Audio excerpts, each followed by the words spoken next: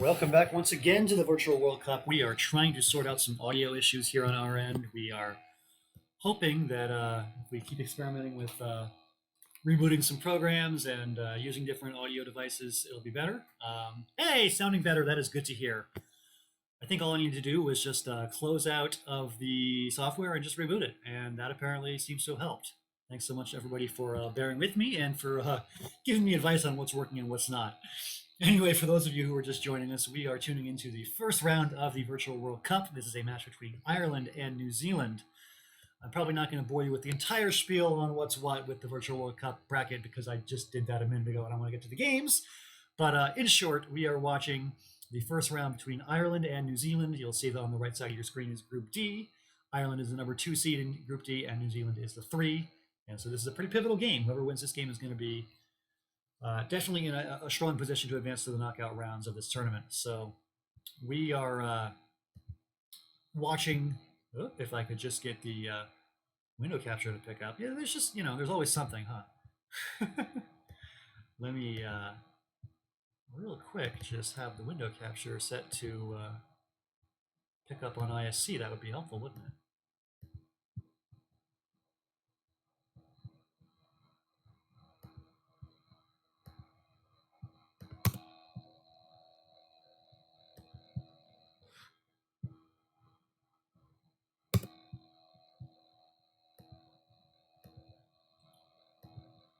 Okay, we got ourselves an ISC interface, and let's get to the games finally. So, as I was saying before we had to reboot everything, there are 5 players each doing battle for Ireland and for New Zealand, and it looks like right off the bat, your top seed for Ireland is Paul Gallen, and that's Mitsurugi on the left side of your screen playing against me next. That's Stanley Nagundi, the number 5 seed for New Zealand, and they've got a very close endgame right off the bat. So we've got Stanley on turn ahead by 7 points. And it looks like, let's see, he's up by 7. It's a tough endgame for him because Paul just has BES and he's pretty much guaranteed to go out. Not pretty much, he is guaranteed to go out next turn. Thank you, BotDur15, for letting me know what volume is because I was really wondering. Is the volume good or should I turn it up? Let me know. I'm using an entirely different audio system than I was 5 minutes ago, so if it needs to be louder or quieter, let me know. But I'm just going to proceed with the commentary. You guys can let me know if there are any further technical issues. Anyway, we've got Paul Gallen, the number 1 seed in this match, one of the top players in the world for Ireland, in a close endgame against Stanley Nagundi, and he is holding BES as his final 3 tiles. The question is, can Stanley come up with a play? He's ahead by 7. He's got a W and a P that he would like to play off, I'm sure. Is there a way to do that in a way that scores enough points? It is looking not easy.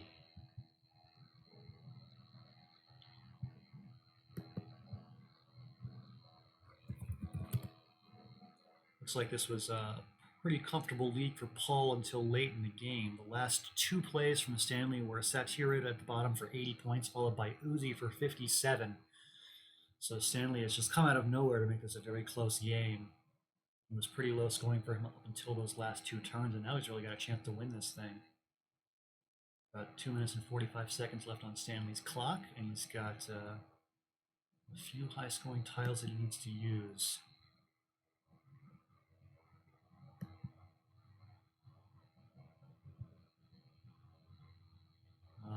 There's just not a great way to score well with the W and or the P. I'm just not seeing much. He goes with up for 22. That puts him ahead by, what's that, 29 points, which means Paul needs 17 to tie and 18 to win. And it looks like 5s is just enough. Yeah, it's 19. And so Paul Gallen is going to hold on and win an extremely close opening game against the bottom seed for New Zealand. So a nice effort from Stanley Nagundi. Comes very close to the upset win in game 1, but Paul is going to hold on and win this thing.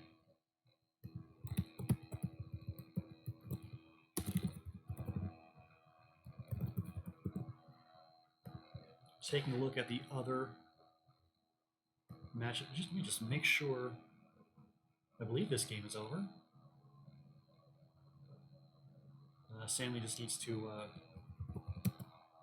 basically pass on the outplay and the game's over. Yeah, I think we can confirm that Paul wins this game. Taking a look at the other games, Blue Thorogood is the number 2 seed for New Zealand, and it looks like Blue has already begun his second game against Saiwari, Philip Weatherhead.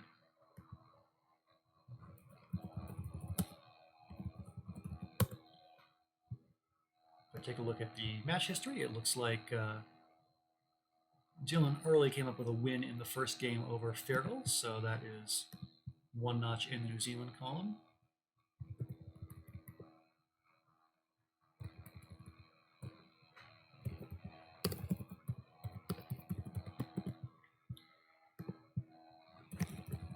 And Blue Thorogood, his first game, lost to Lukman Owolabi of Ireland. So that's a win for Ireland.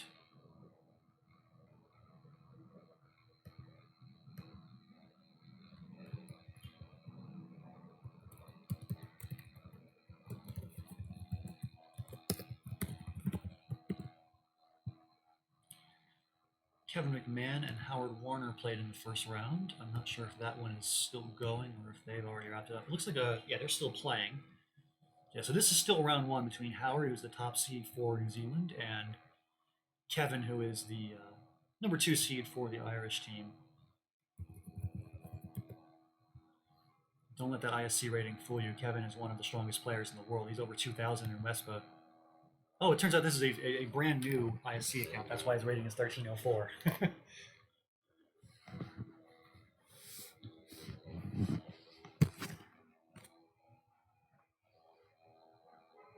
So Kevin with about a 83-point lead over Howard. Howard holding tongers on his rep, but it looks like there's no spot for that.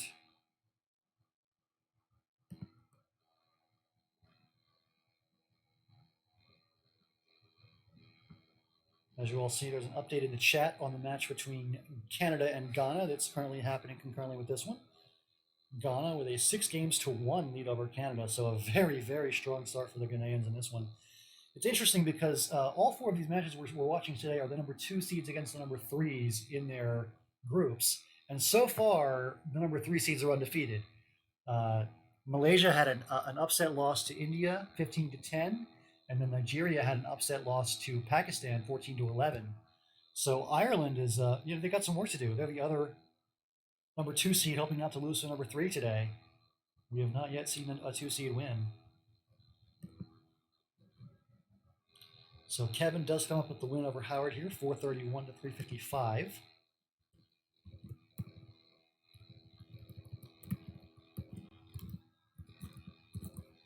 And the last game I'm still looking for a result for was between Patrick Carter and Rick Kennedy in round 1. Let's take a quick look at them.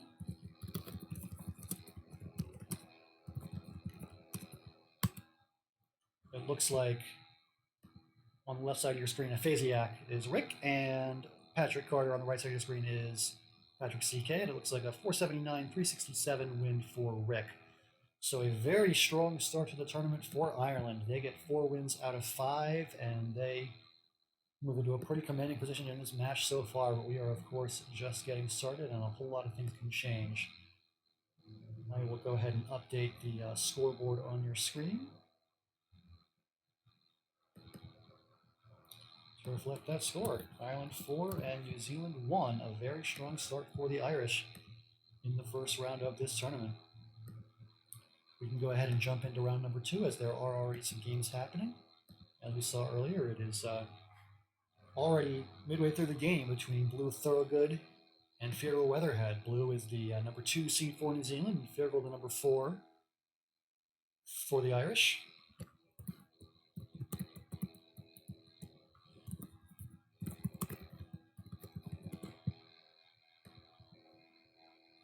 $229 to $190, a fairly close game so far in this one.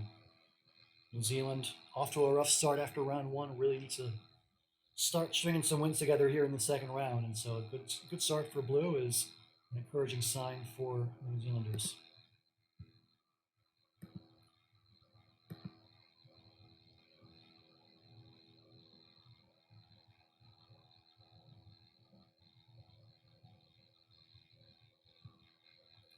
A little bit of a clunky rack here for Firl, BFMORRS. There are ways you can unload some of those consonants pretty quickly. You can play something like former. That doesn't look like the right play, does it? Something of that nature, though, is probably on the right track. Yeah, Forbes for 20, that's pretty reasonable. And now we got ourselves a close game. It's Blue on turn with a 19-point lead and a little bit of an awkward rack, although there's certainly ways to play through it. Something like TWP would score 33, but people believe it's a little bit vowel heavy.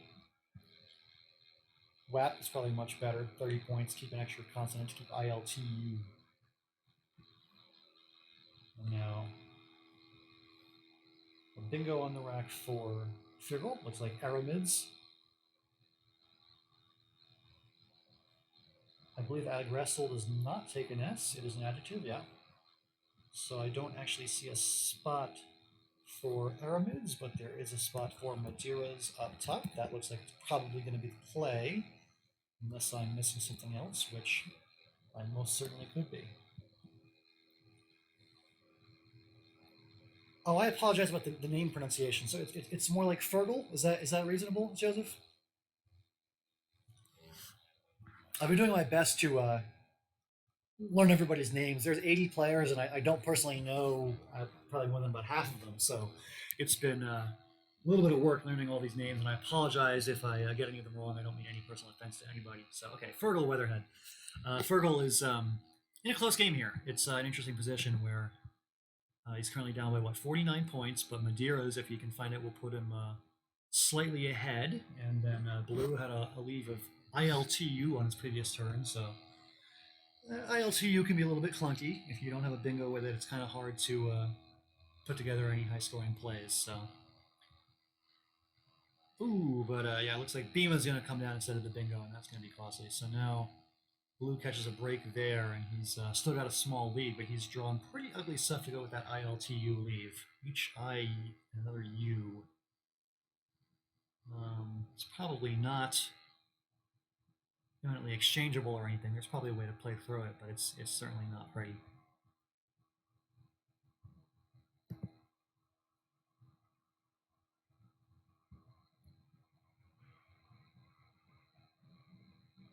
Yeah.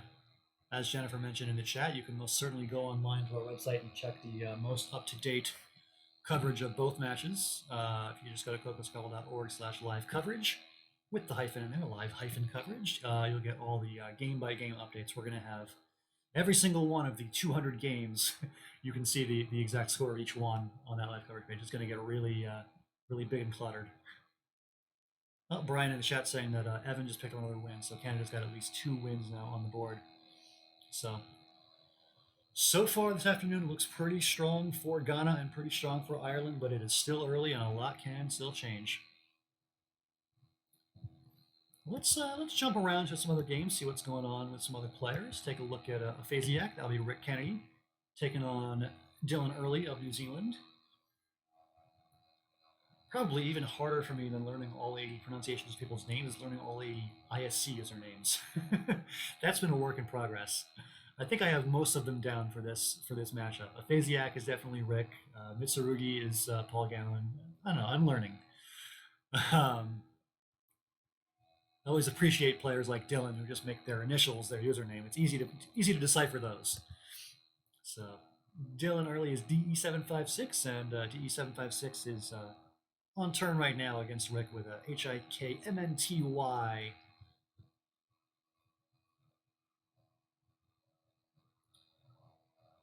Deep does not take a Y hook. Deepy is spelled DEEPIE, no Y.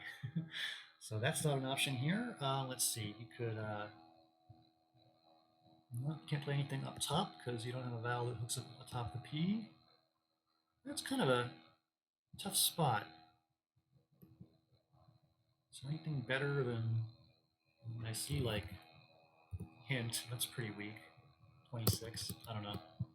There's probably a better option. Oh, the sound is clear, but the volume is low. That I can change. I can turn the volume up, and you guys can tell me if that is any better. Let me know if you like that better or if it's better to turn it down. Oh, mighty, tiny. Yeah, those are better plays than what I said. But Dylan picks the same thing I did, which is questionable. Because most scalable plays that I like are questionable these days. Volume better now. Okay, good to know. Good to know. So again, appreciate all you guys for sticking with me while I was trying to fix a whole bunch of technical issues. But I believe we are now back. Yeah, for those of you who want to go on ISC and watch the Canadian games, you are certainly welcome to do that. Somebody asking for their usernames in the chat. Jesse Matthews is Soccer Guy. Dean Saldana is Gretz, Gretz. I believe that all those ISC names are also on the same live coverage site, cocoscobble.org/live coverage. So you can definitely check them out. Yeah, thanks, Matthew, for hooking us all up with that link.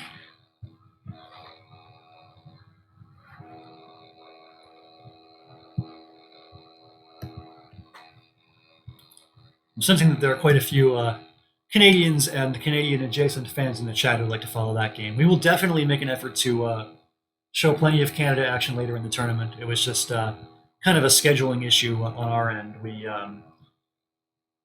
I wanted to have two games going on my channel today, and then we had the one game this morning with the Pakistanis and Nigerians, and then I needed a break to get all the stream stuff fixed, ready for the next match, and the extra half hour was a big boost. So I picked the 1:30 time slot rather than the 1. But definitely for fans of both Canada and Ghana, we will try to have matchups for your team next week.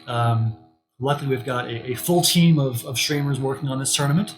We've got myself, we've got Will Anderson, we've got Ben Schomburn, we've got Jeremy Koo. I'm especially thankful to Jeremy because he's on the other side of the world. There's going to be definitely plenty of matches where Will and Benji and I are asleep, and we're going to need to have Jeremy step up and stream matches that are happening at 2 in the morning our time. So it's really great to have a truly worldwide team of broadcast partners for this. This is really cool. So in this game, we've got a little bit of a lead for Rick, but it's obviously very close and very early, so a lot can still happen. No pun intended, as early as the name of the player on turn. Dylan Early. He's got DHIKOPS.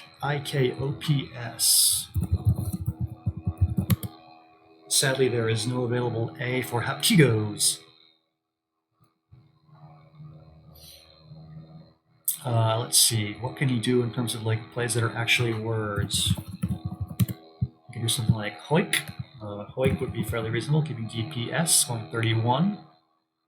That would get him into roughly a tie score situation. I don't know. Plenty of options here. Plenty of options. For those of you asking, when is the Jeremy Koo commentary? Jeremy's going to be streaming only himself for this weekend. So you can tune in for the match between Singapore and Kenya.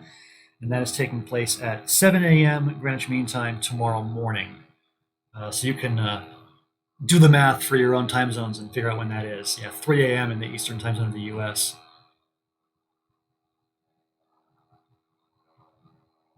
You see the update in the chat there on Canada and Ghana. It's currently Ghana 7, Canada 3 after 2 rounds. And in this match between New Zealand and Ireland, it's Ireland with the upper hand early, 4-1.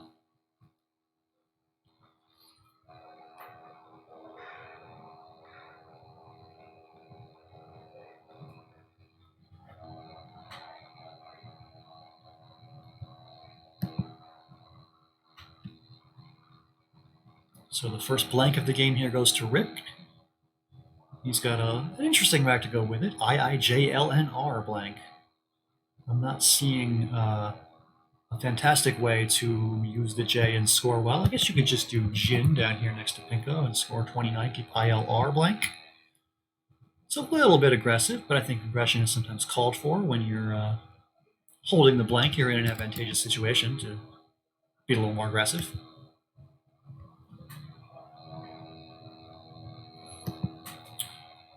It's still a pretty even game. You don't have to worry too much about opening the board or closing it. You can just kind of make safe equity plays that are good for points and leave. And especially when you're holding the blank, you can be a little bit more courageous about keeping the board open for bingos. So I don't mind a play like gin myself, but there's probably some other options here to think about.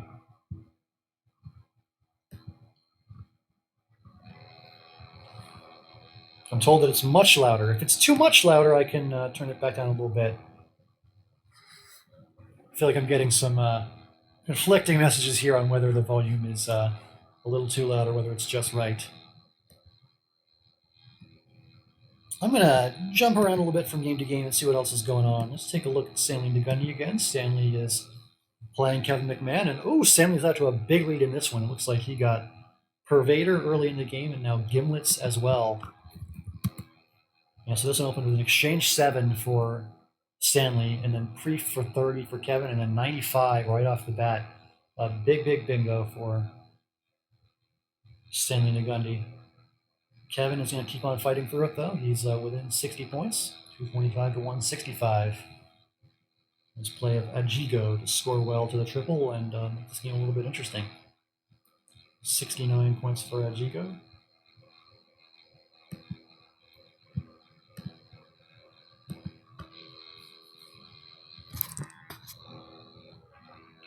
HISSTUW. What do you do with this rack? This is a little bit of a goofy one here.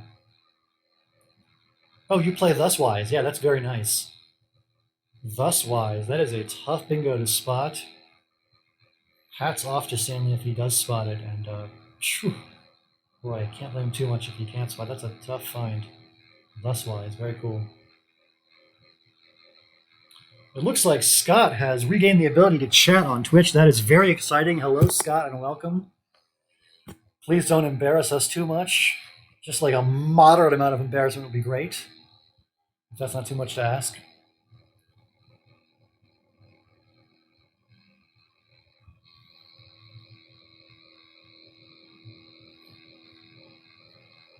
It only works on Safari for some reason. Okay, good to know. Good to know. I'm sure, Scott, that you suspected that we were banning you, but really we were just, I don't know. Really, I don't even know how to ban people. I'm pretty Twitch illiterate, so.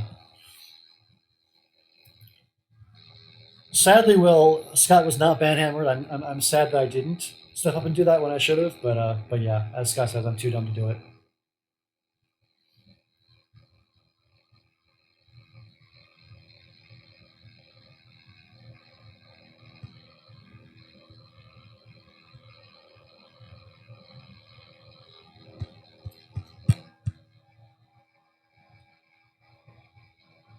Scott says that he beat Will once 10 years ago. I am super proud of him for that.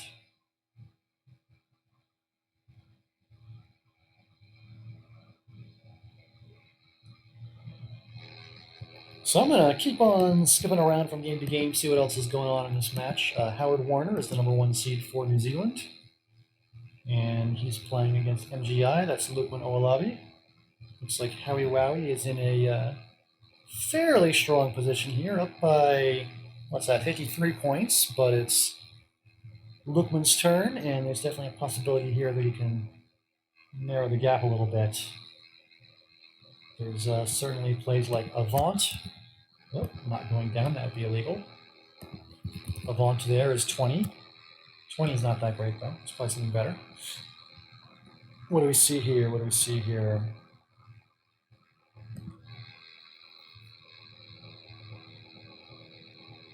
Yeah, Outvaunt just barely doesn't fit, huh? It's annoying because there's, 2 U's in that word, and they both, almost work. You can put Outvaunt here, it would make Outvaunt. Yeah, that doesn't work, and then the other one is off the board by 1 as well. That's just painful.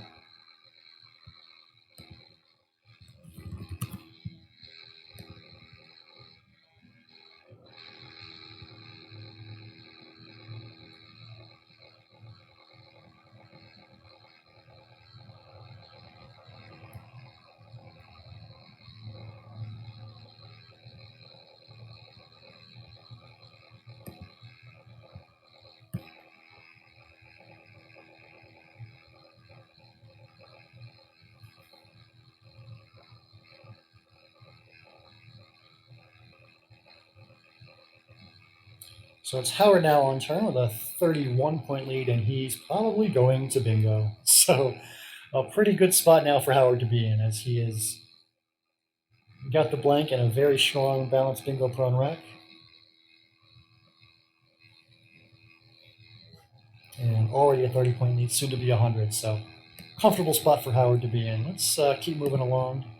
Take another look at Aphasiac and DE. This is Rick Kennedy and Dylan Early. We got ourselves a game. Maybe we should tune in for this one for a little bit. So Rick with a 1-point lead, 276 to 275, and he's on turn with the blue tiles. BEIINSW. Let's see here. What is there to do? The best play is Wei Bin. I love it.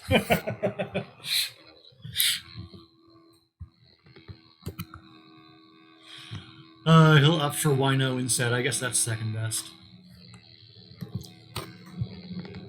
So it's Wino for 29, and now a 30-point lead for Rick. It is Dylan on turn. He's got the Z. That'll make things a little interesting.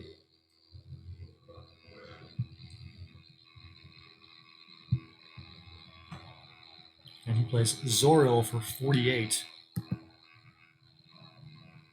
That is pretty strong. So Dylan with a little bit of a lead.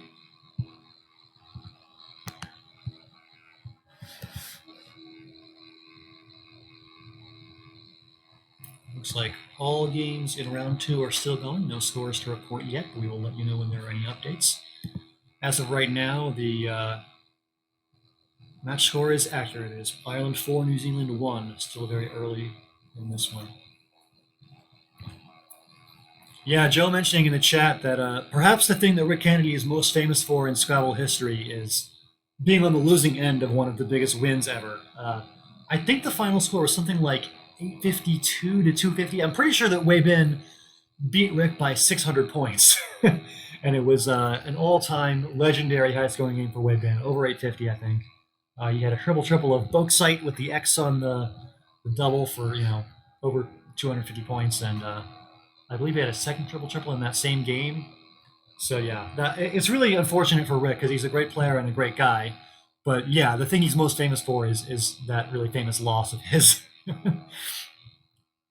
No, but Rick is a very strong player. He's had multiple pretty high finishes at World Championships. So by no means is he defined by that one game. But yeah, it's a dubious achievement for sure, being on the losing end of that one. So close game with Rick here. It is 323 to 305. Rick behind by 18 points. He's got a fairly interesting rack. A couple of S's to work with. What do you see for him here?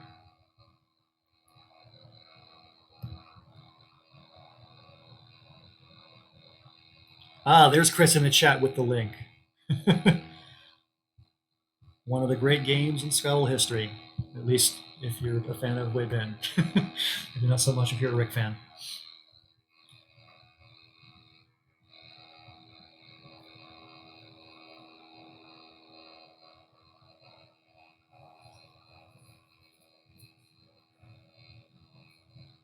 Looks like Brian has an update in the chat on the Canada-Ghana match. Looks like another win is incoming for Canada as Tony Leo leads Ezekiel Markway. I have no rooting interest whatsoever, but I do like keeping these matches close. So if one team is behind early, I root for them to catch up so we have a dramatic finish. So for now, consider me a New Zealand fan and a Canada fan. Definitely a nice early lead for the Irish here, 4-1.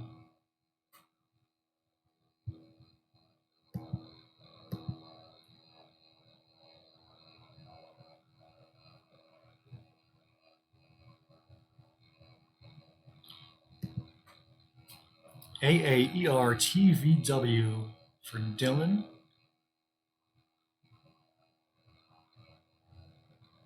After Rick plays Boys, B-O-I-S. He did not tack on the E. That would be a city in the U.S. It would not be a word. I've been to Boise. Nice town. Up top for Dylan, AW. This continues to be a very close game. 9 tiles in the bag. Rick down by 16. What to do?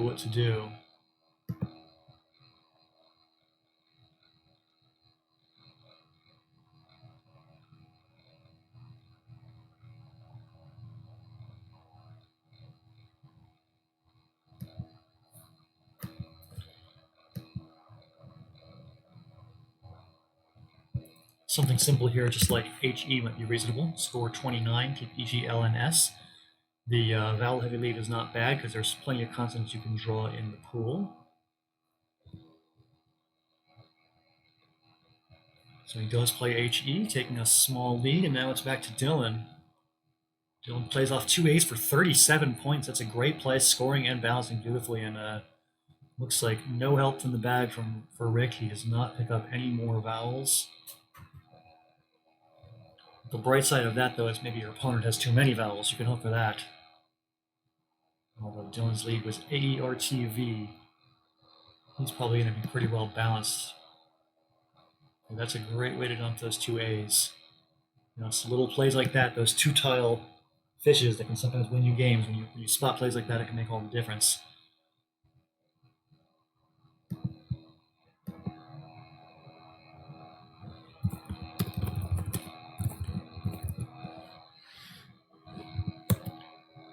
Checking up on the other scores, it looks like Fergal had a victory this round over Blue, and so that's another win for the Irish.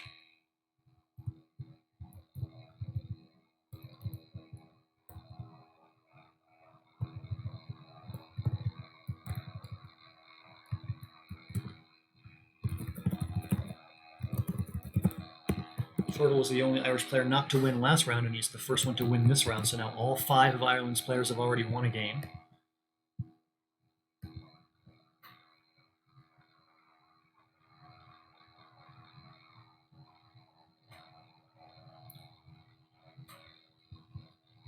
Gels is the play from Rick. That'll put him ahead by 6 points, 1 in the bag. I believe that is an unplayable bingo of Everate on the rack for Dylan.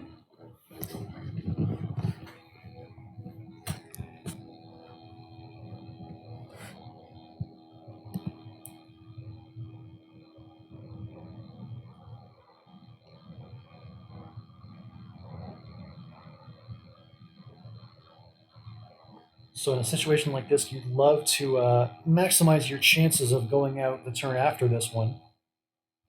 It doesn't look like there's anything too scary that could be that last one tile in the bag. As long as you get rid of your V and keep like a reasonably balanced rack of consonants and vowels and not too many tiles, you have a pretty good shot at least drawing one out that you're threatening, and that would force your opponent to block.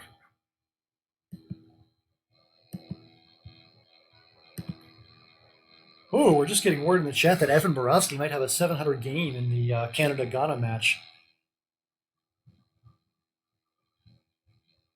You know, I was saying that we were going to just stick to this Ireland-New Zealand game, but if there's a 700 possibility, we might have to tune in for a moment just to take a look at what's going on there. If that's what there's some demand for in the chat, then I don't mind sneaking a quick peek.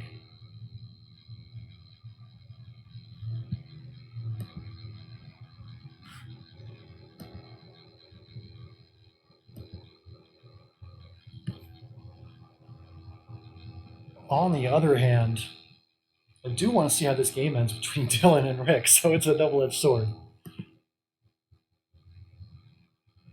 All right, everybody wants the Evan game. Let's do it. Observe Ev Zone. Let's see what's going on here. 692. Oh, we caught the play just in time. Look at that. With 1 second to spare, we tuned in and we got to watch Evan get to 706. Plus the 8 off of his opponent's rack, 714. Congratulations to Evan Borowski entering the 700 club live on our broadcast. That's pretty cool. 714 to 305. Just a big, big win. The opponent here was Charles Taki of Ghana. So congratulations to Evan. That's a great game. We will definitely bring you more updates on Canada versus Ghana, but for now we're going to stick to our previously scheduled programming, which was Ireland and New Zealand. It looks like Veggie is the play from Dylan, and now it's back to Rick, who's down by 24 points. Sadly did not get the eye he needed for intercom.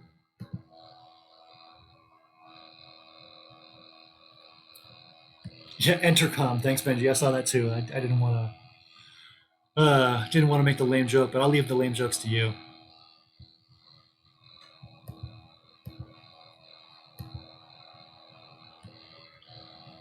So it looks like this is going to be a tough game for Rick to steal here at the end. A rack of Ratu for Dylan. Ratu even plays up top here, making drop in line B for a pretty good score. You probably got to block that.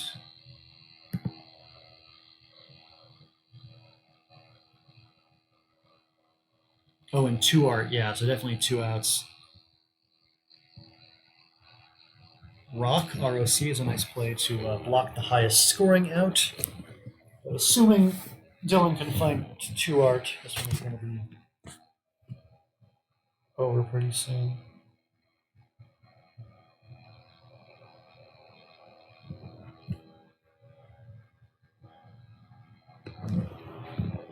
And that'll do it.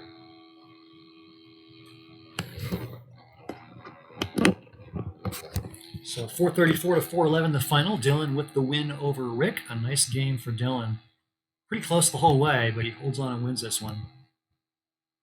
Let's drop in on somebody else. Let's take another look at Mr. Paul Gallen, who's in a close game here with Patrick Carter of New Zealand, so this will be interesting. 408 to 387. Paul with a small lead and 27 seconds on his clock, but that's probably enough time when your rackets just ring. Probably shouldn't be too hard for him to find his best outplays.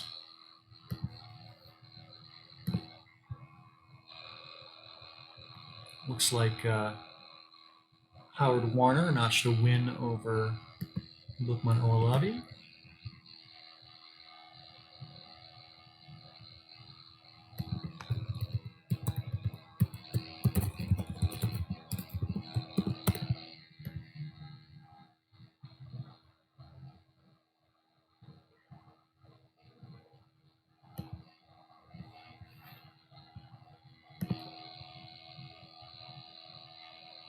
So what to do here if you're Patrick? You're down by 21.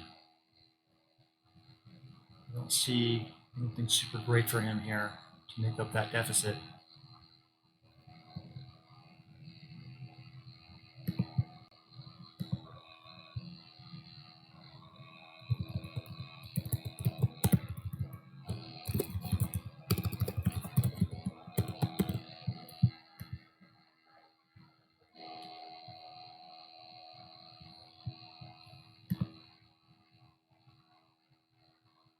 Oh, a nice find by Joe in the chat of Ignaro. That is the outplay for Paul.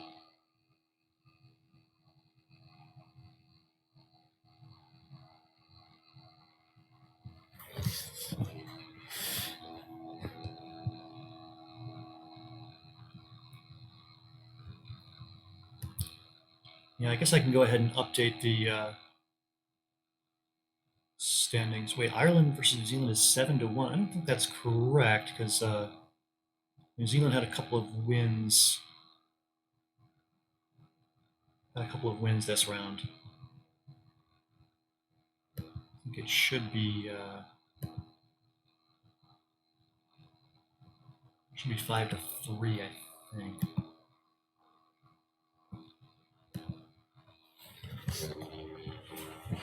We will follow up on that and verify the scores in a moment.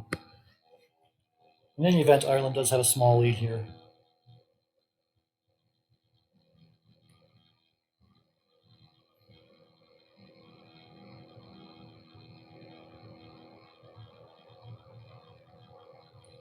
So what can Patrick do here with AGIINPW? There just doesn't seem to be that much to do. Yeah, this is tough. Looks like a fairly close game on the scoreboard, but I just don't think there is any play Patrick can make to pull this one out. Do correct me if I'm wrong.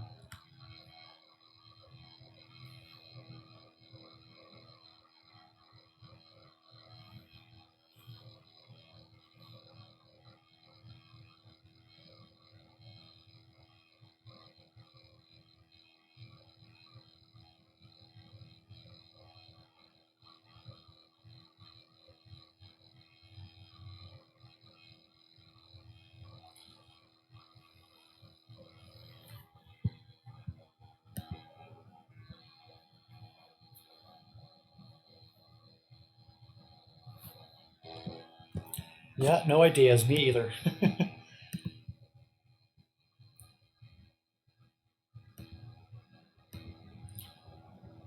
Ironically, win does not result in a win. And that'll be another win for Ireland. Paul Gallen picks this one up 436 to 414. And yeah, another win for the Irish.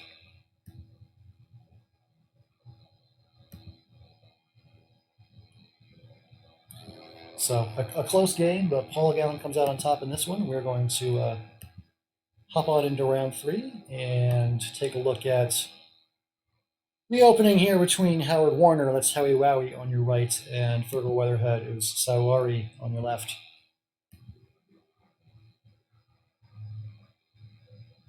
Looks like a good start for Howard, who's got Aranis on his rack, ready to go.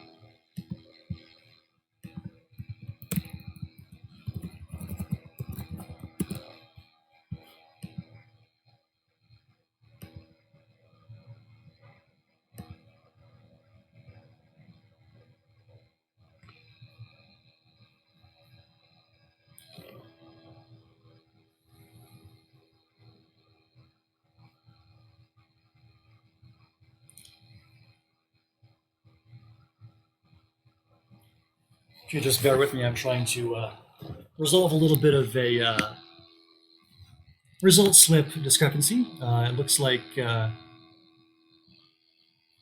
Howard's ISC history shows him with a win over Lukman Olavi. Just making sure that that is what the result slip says as well.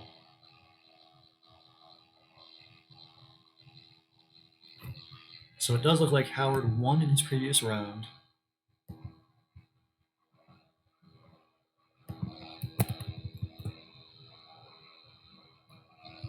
And then Kevin in his game, Kevin McMahon, had a win against Stanley Nagundy, so that's going to be another win for Ireland. So by my calculations, the last round was a 3-2 win for Ireland, bringing them to an overall record of 7-3.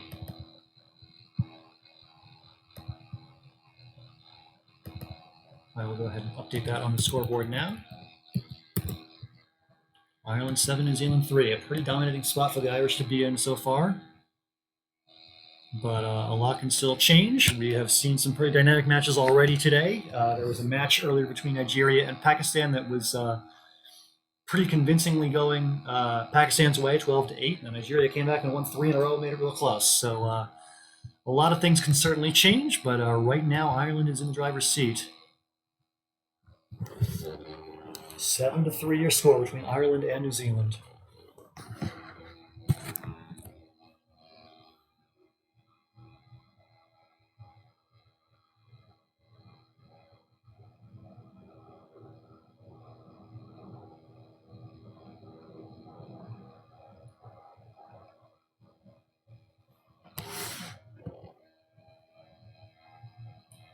EEINRUY is the rack for Fergal.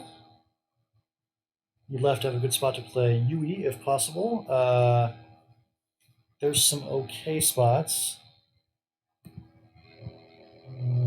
Do something here. 17. That doesn't seem that great, but not sure what the alternatives are.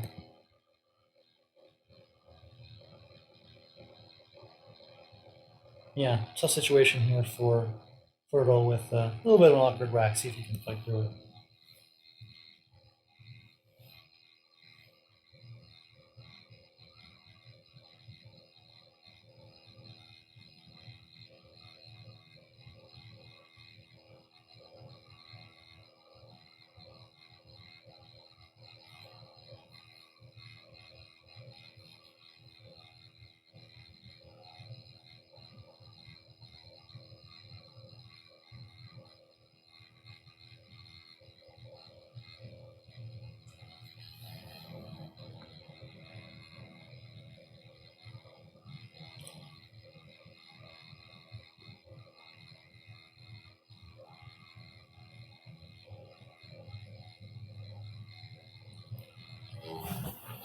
Sorry if I'm a little bit quiet at the moment. I'm trying to resolve a little bit of a conflict in the other match between Ghana and Canada. It looks like one of the players has no-showed just one of the games. He played the first two, but then no-showed the third one. Not sure what's going on there. Trying to resolve that and broadcast this at the same time. It is a little bit of a mess, but we're doing the best we can here. It looks like Howard, after his bingo of Ravenous, has a little bit of a lead here, but a bingo on the rack now for Fertile. He's got In Source, Co-Insure.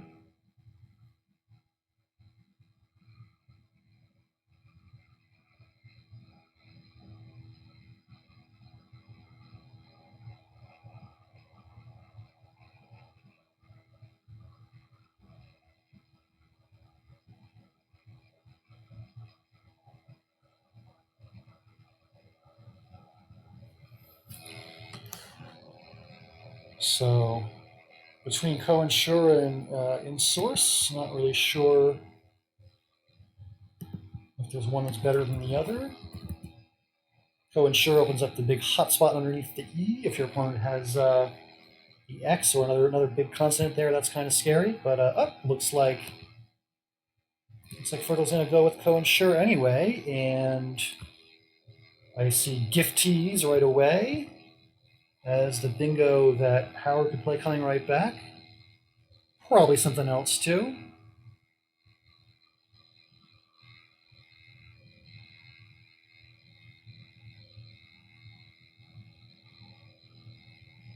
Gifties, fidgets, begifts, regifts, all sorts of options here. All these words play with the S hooking onto Co-Insure.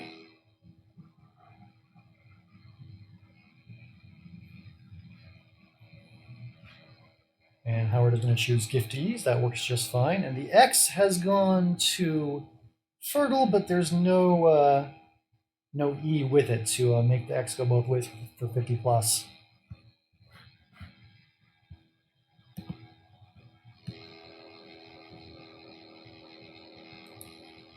An update from Brian in the chat. Looks like Canada's starting to rally back with wins from Jesse and Dean this round.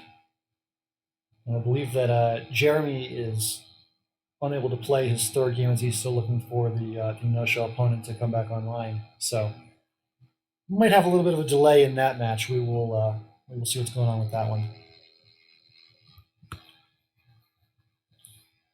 For those of you looking for more Scrabble action after this match is over, there will be plenty more.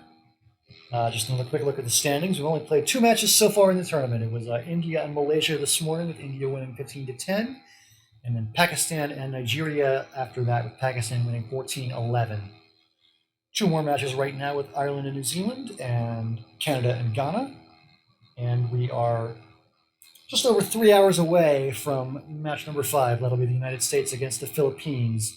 That one's going to be streamed live on twitch.tv/Wanderer15. That'll be Will Anderson streaming his games move by move, walking through his plays. That'll be really interesting to watch. I'm looking forward to that myself. So, a whole lot of Scrabble still to go today and tomorrow here on twitch.tv. As we return to the board between Howard and Fertile, it is interesting right now with Fertile behind by 47, but on turn and holding the X. All sorts of possibilities. One crazy idea is you could just play the X underneath the E for 25, setting up your O for XO, but I think it's just a little bit too risky that your opponent has an O themselves. That's probably kind of crazy. You could definitely play Walks, keeping ILOST. That's a somewhat decent leave. I would say, though, that on this board, I would say a bingo-prone leave has less value, because bingoing is pretty tough to do right now. If there's a way you can just, maximize your points, that might be a more valuable way to go at this point in the game. Having said that, points are not too easy to get either. You can play Wex here, but that takes an E. All sorts of defensive issues with that one.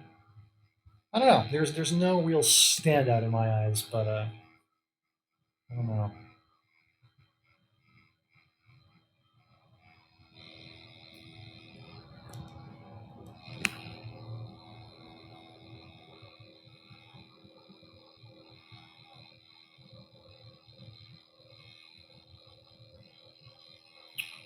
What do we think in the chat here? I see a one vote for Wool.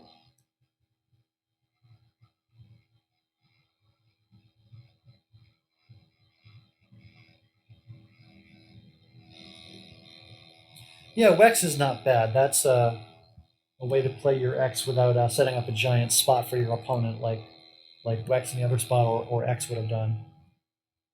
And sure enough, Howard's holding both the E and the O for the hooks that could have really hurt Fertile here. So a nice defensive play pays off. ELNOPTZ, the rack for Fertile, or for Howard, excuse me. And Howard has some options, I guess. Pause for 28. That's okay, I guess.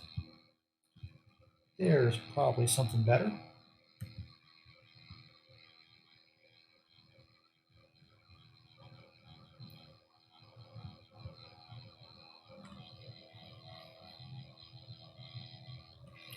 Oh, Zep, that's much better, yeah. It's good to score points, and 41 is better than 28 now, isn't it?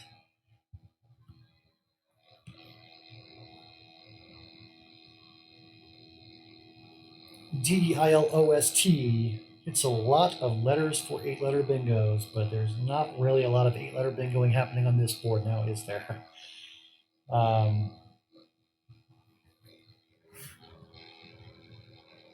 Is there a play here? Like if Docet were awarded, it would be 49. I don't see DSOT. I don't think that's good. I feel like something in that spot has to be the best play. Oh, Deltoids does play. Jeez. This is why I'm thankful for the chat. You guys are pointing out obvious plays that I'm just not seeing. It's been a long day. Didn't sleep great last night.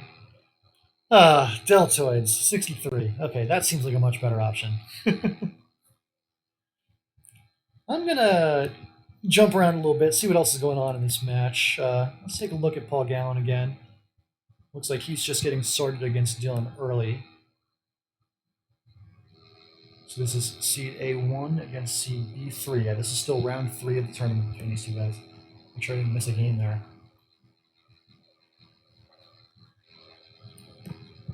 Looks like bro cage, which I always think means a cage full of bros, but it probably doesn't mean that. It's the first play of the game for Dylan. Exciting update in the chat. Ghana has tied all the way. It's caught all the way up with Canada has caught all the way up with Ghana and tied the match 7-7. That's really cool. It's possible that we're going to have to wait a little bit for the 15th results since we're still trying to figure out the Jimmy Hildebrand, Chris Plaka situation. Waiting on Chris to get his connectivity issues fixed and return to the match. As someone who has plenty of experience today with technical difficulties, I can only sympathize with Mr. Plaka there.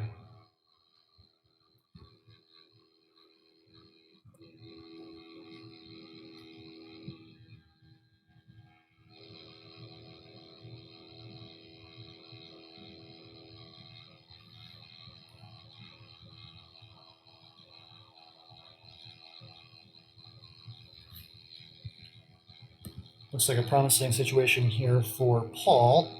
He's down 2 bingos early, but he's going to come back here with a bingo of his own, I believe. Anti-fat is a word.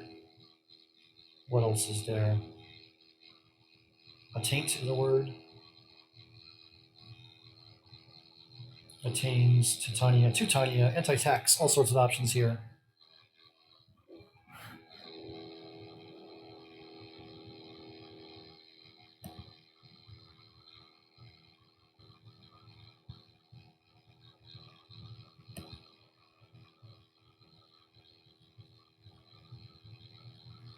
And a taint is the choice from Paul. Very nice bingo, lots of overlaps. 76 points, and he is back in the game, down by only 43.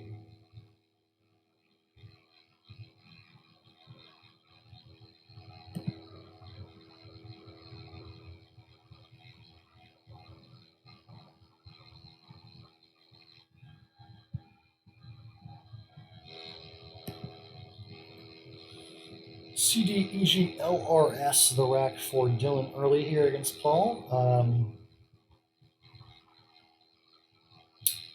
Not sure what to make of that. Nothing is jumping out right away. I mean, there's certainly some fishy options. You can just play SIG and hope that DELRS turns into something, but that's not super great. You probably want to play more tiles rather than do something like that. Cudgel, it's only 18 points, but does get rid of a couple more clunky consonants. Not bad. Unfortunately for Dylan, it's going to give a giant X spot to Paul, which he'll probably quickly cash in with Ox for 53. And he indeed does. But Dylan draws the blank. We'll get ourselves an interesting game here. There's a big lead for Dylan early, and then Paul came back, and now it looks like Dylan's likely to pull back ahead again. BEORSU blank, plenty of options. A taint does take an S, so a taint's, you got some options there.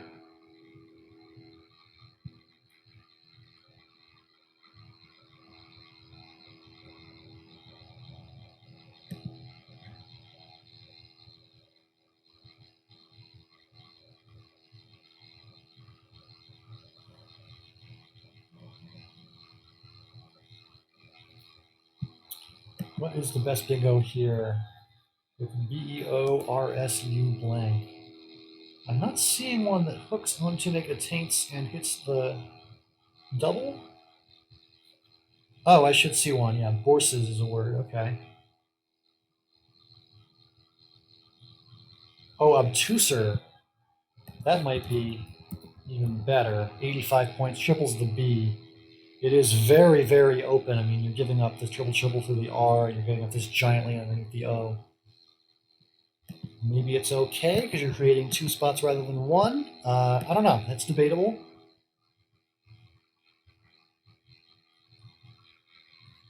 Definitely plenty of options here. You can also bingo somewhere else on the board, but probably something that attains is going to be the best play.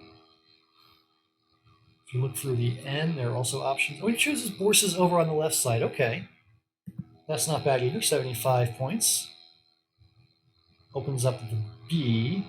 We might see Zineb come down as Paul has the Z for a high-scoring play there. Zineb was the first thing that jumped out at me. 48 points. Zimb, likewise, is 51, but keeps a little bit too many E's for my liking.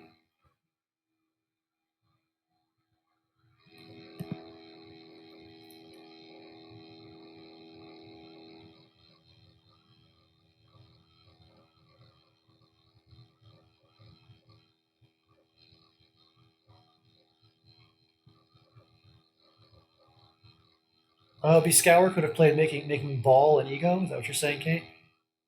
That's cool. Or is there an even better spot that I'm missing? That could be.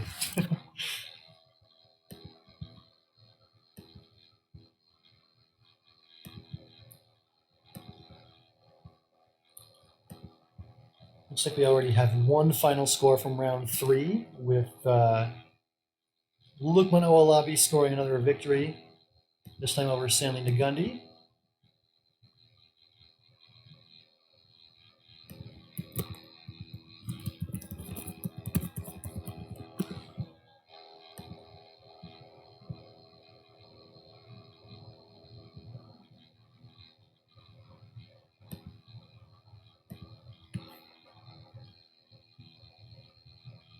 Trying not to update the scoreboard too often because I will get confused and forget which games I updated.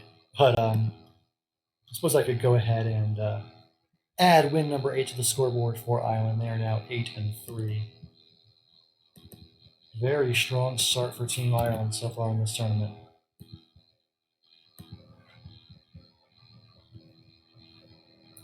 Yeah, if you're just joining us, there was a monster game between Canada and Ghana. Evan Borowski finishing with a 7-14 with his win over Charles Tacky of Ghana. And we've got a close match, I believe, between Canada and Ghana. It was a blowout for Ghana, but Canada's come all the way back. Puneet, to answer your question, the score in the match does matter in a lot of situations. If there are any ties in the standings, we'll probably end up having to use game wins as a tiebreaker to decide who moves on. So, for example, if there's a group of 4 teams and the win totals are 2-1, 2-1, 2-1, 0-3, and only 2 of those 3 2-1s can advance, you're going to use game wins as the tiebreaker there. So that could happen. The opposite of that could also happen where the records are 3-0, 1-2, 1-2, 1-2, and the best of the 3 1-2s would advance. So in either situation, you got to pick the team with the most game wins, and that's why every game counts. Even if you lose the match, even if your opponent already has 13 wins, you keep playing because the spread could come into play. So it's looking pretty good right now for Ireland, but every game counts no matter what. Alec, to answer your question, if you're in the Pacific time zone, you are 7 hours behind GMT, right? Because that means that, yeah, this match began at 1:30 Pacific time and 8:30 GMT. Yeah, 7 hours.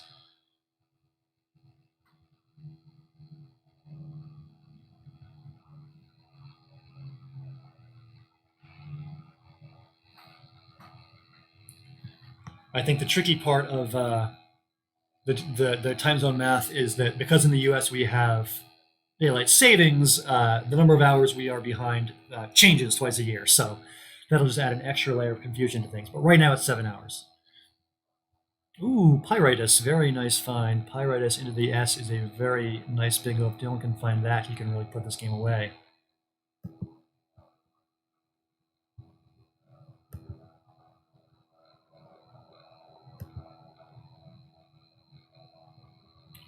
Another result in round 3 as Kevin McMahon of Ireland has defeated Patrick Carter of New Zealand. There's another win for Team Ireland.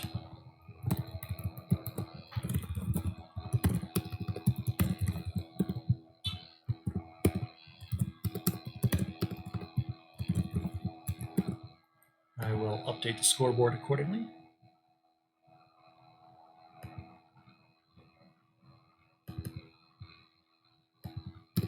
9-3 now, Ireland with the lead.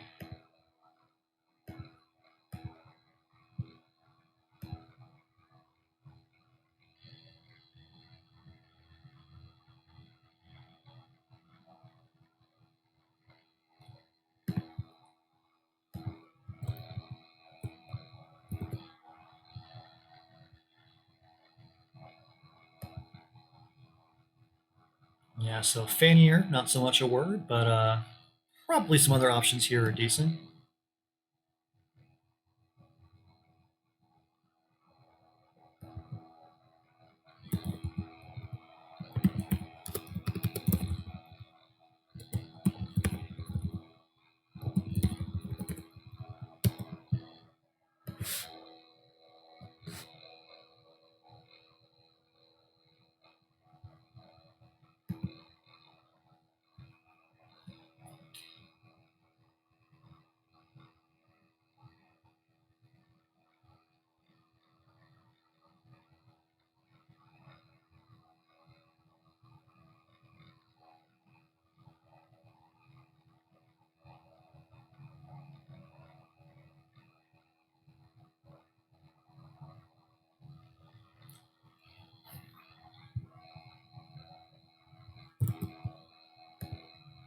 So Finn is the play, keeping AENR. Pardon a little bit of radio silence on my end as we're trying to sort out some results left discrepancies and whatnot. It is a little bit confusing trying to watch games and stream games and also direct at the same time, but we are doing what we can here. So Karu is the play from Dylan here, and that puts him ahead by 64.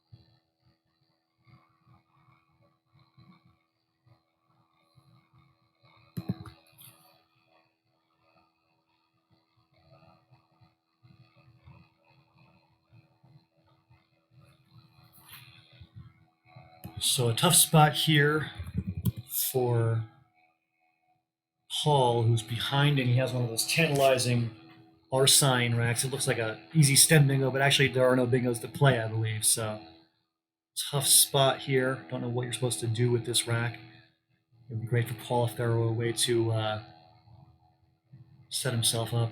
Oh yeah, it's true that Resonata almost plays. Yeah, if the S were just one square over. You could use a ZI mind trick. You could trick him into accepting it.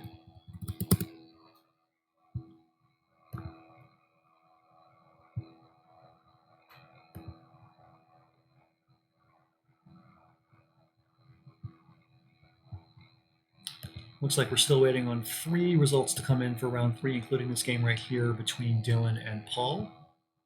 So right now that score of 9-3 should be accurate with still 3 games to play in this third round.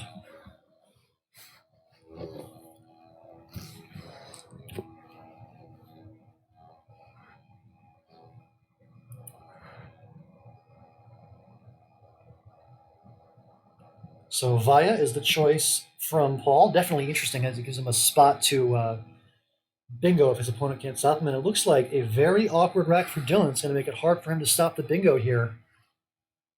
We know that Paul's lead was AENRS, and we now know that there is just not much that Dylan can do about that spot. This is really tough. Via takes an E, it takes an S, and we know that Paul is just like hoarding all of those tiles, the E's and S's. So, yeah, not an easy spot for Dylan now to continue to play defense when he just doesn't have any of the tiles to go there. You might have to just give up on blocking that spot and do the best you can elsewhere on the board.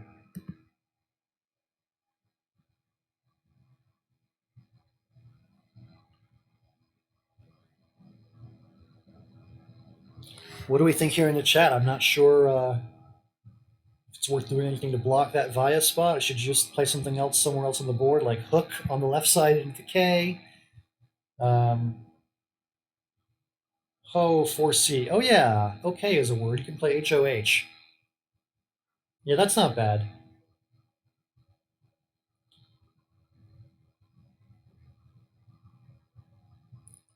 So he does choose to block on the left. Oh, wow. And Paul has drawn Ingeras. And as long as he knows the word attaints, he's going to be able to play it. And he does indeed play it. So that will give Paul a small lead now, 359, 347. 6 tiles in the bag. Dylan is down by 12, which doesn't seem like that much, except he has burned all of his good tiles, and he's holding a whole bunch of garbage. DHHOQRV. That is going to be rough.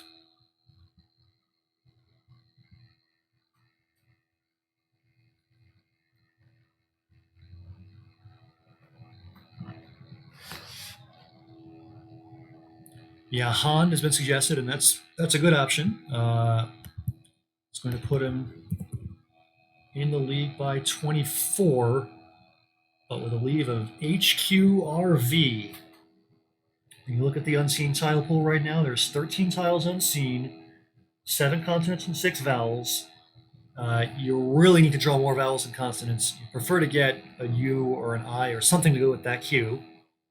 If you get both the U and the I, you have quirk on the left side for 56, and you're fine. But if you don't draw quirk, it's going to be real trouble.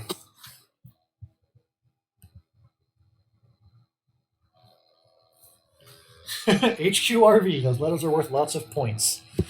That is the top level analysis you get from tuning into this channel. Maybe ARG, ARGH. Yeah, I kind of like ARG instead of Go. It enables you to keep an extra vowel on your rack and scores a little better. Yeah, that seems like it might have been a stronger option.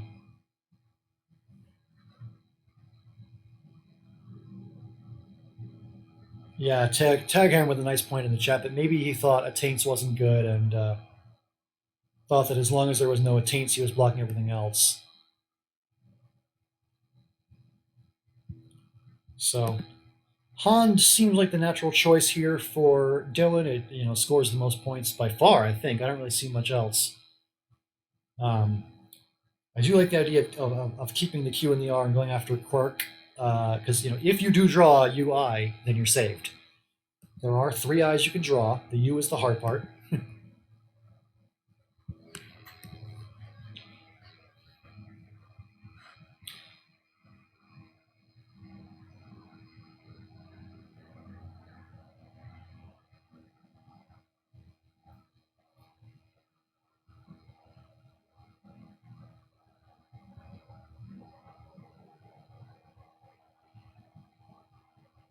So Alec points out that if you just draw the A, then you have QAT. Well, so much for drawing an A. Paul has both of them, but Quirk is still possible. There is 1 I, and there is still the U unseeing to Paul, so Dylan might have drawn them. AAIINSY is not great either. Oh, he drew Quirk. Look at that. So a U for 24 comes down for Paul, and I believe Quirk is going to come down pretty quickly for Dylan. Maybe not quickly. You want to take your time in this pre-end game. You got a tie game now with 1 tile in the bag. You should think it through. But seems unlikely to me that anything but Quirk is going to be your choice. He does play Quirk indeed, and that puts him ahead by 56. Paul with AEIIPNS. Boy. FHMV for Dylan.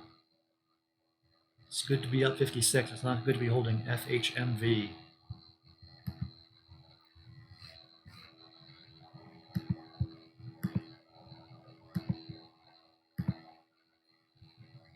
Another result in round 3. Blue Thorogood with a win over Rick Kennedy, so notch 1 in the New Zealand column.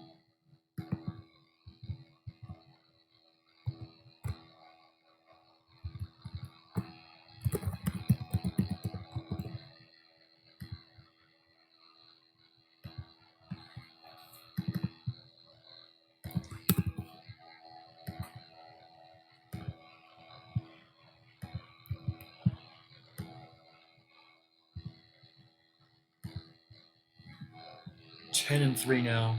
Wait, that is not correct. I just said New Zealand won. Let me redo that. Not 10 and 3. 9 and 4. Sorry about that.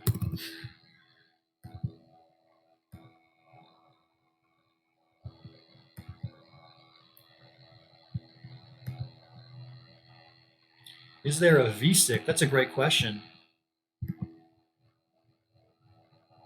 Paul running out of time to figure that out, though. Jeez. Well, there's definitely one spot for the V here with Lav. Is there any other spot for it? Yeah, there's a V spot here for Avo. There's 2 spots. Oh, Vem! Vem is the... You got to worry about Vem through this E making Vet and Vem. That's the best play by far that Dylan could have.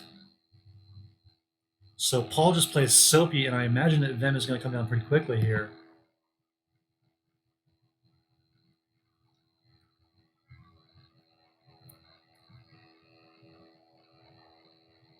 Yeah, so there's Vem, and it looks like Dylan is going to win this game by quite a bit, it turns out. Yeah, or Fem, Alec mentions, but I think that it's better to hold the... Actually, it doesn't matter what you hold, because the game's going to end.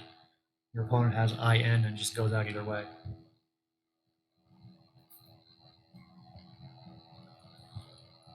So it looks like Dylan is going to hold on and win this game.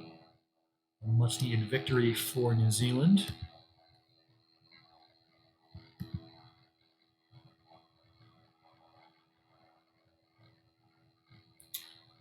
Looks like Howard was playing Fergal this round, and they might still be playing.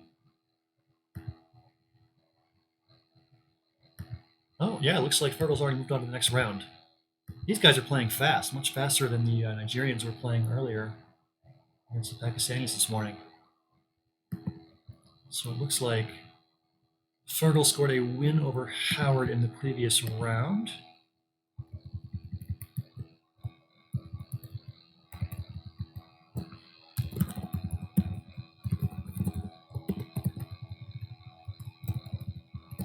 And That was Dylan with the win for New Zealand over Paul Gallen. So it is a 3-2 win for Ireland in round 3, which I believe brings them to an overall record of 10-5. Checking to work on that though.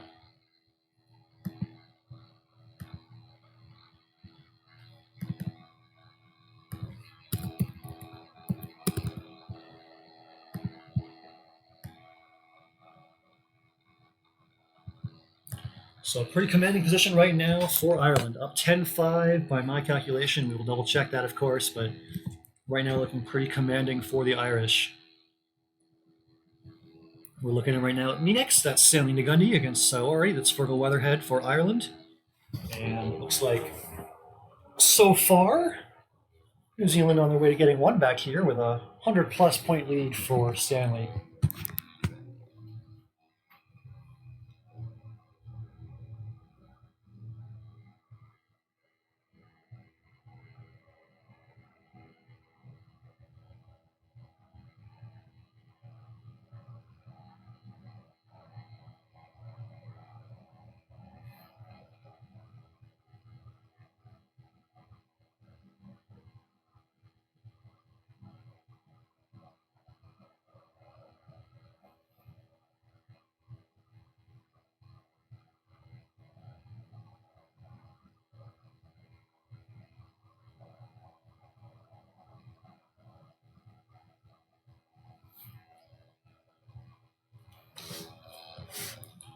So after Swerve, a very nice play from Fergal. This is going to be a little bit of a closer game, but still a lead for Stanley. Oh, and he's got Tindery for about $1 million, making Joy. Yeah, that's going to put him in a pretty strong position. So things are looking good right now for Stanley Nagundy here in round 4. Let's take a look at Howard Warner, who I believe is also starting his round 4. And ooh, we got a fun one here. 3 bingos to open. So Rick Kennedy exchanging 7. Howard Warner getting down Devilette for 74, and then Turgidor for 63 for Rick, and Maneuver for 84 for Howard. Followed by a Z for a whole bunch of points, and then Swath comes right out of the bag for Howard. Jeez Louise, a big start for Howard Warner, and New Zealand is making a comeback here in round 4.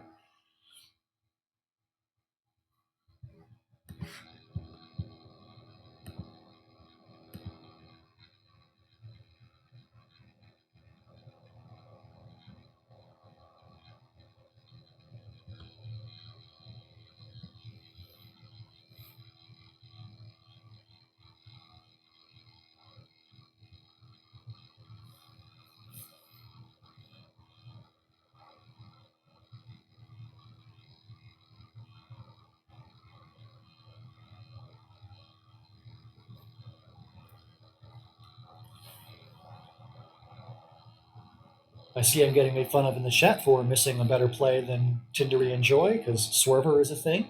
Good call. Didn't see that. My bad.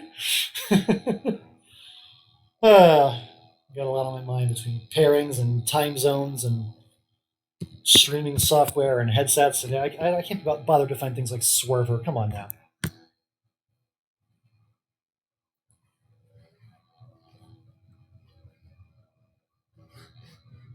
So we've got ourselves a high-scoring game here, and definitely an advantage for Howard, who has jumped out to a big lead with 3 big bingos early.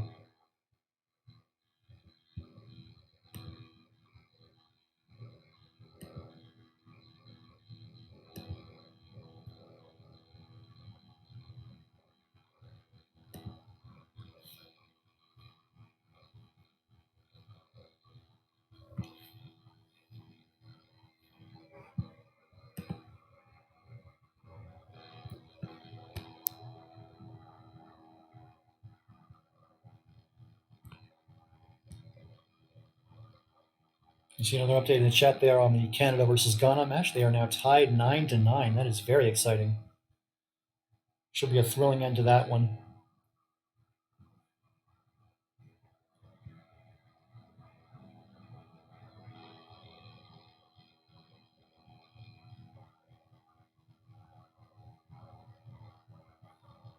So AADENOP, the rack for Rick Kennedy. Yeah, he's down by quite a bit. We might want to mosey a little bit and see what's going on in the other matches. Seems like there aren't that many other matches happening right now, as Dylan and Paul just finished theirs, and I guess there's a little bit of a lull before some people start round four. Patrick Carter is playing Luke Owolabi, though. That one is happening, and it's like a fairly close game with Patrick up by 28 and Lukman, the MGI, on the right side of your screen, on turn. He's got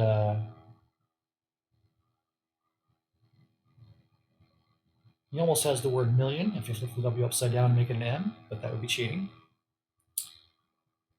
What does he actually have?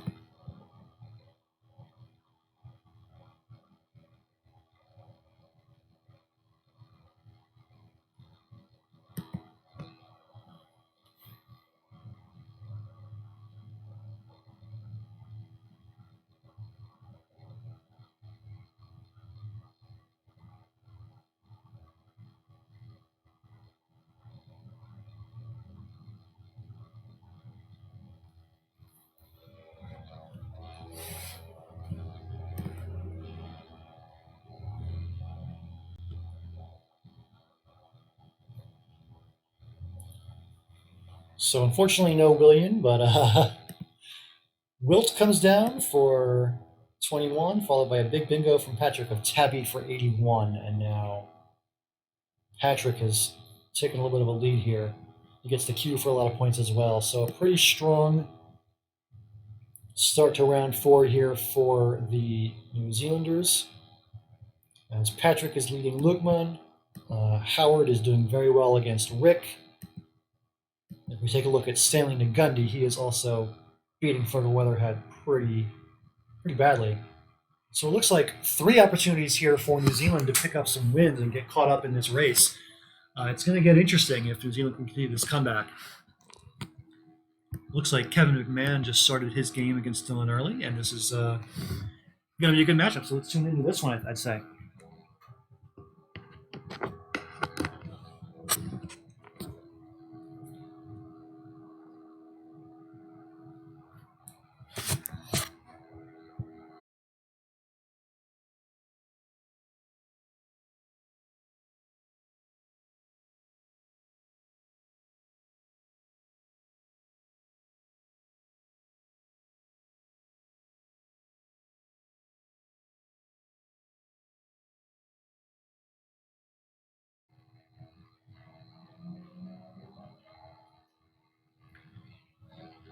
Sorry about that. Looks like the connection glitch for just a second there, but I believe we are back live again. Let me know if you guys can see me and hear me and all that good stuff.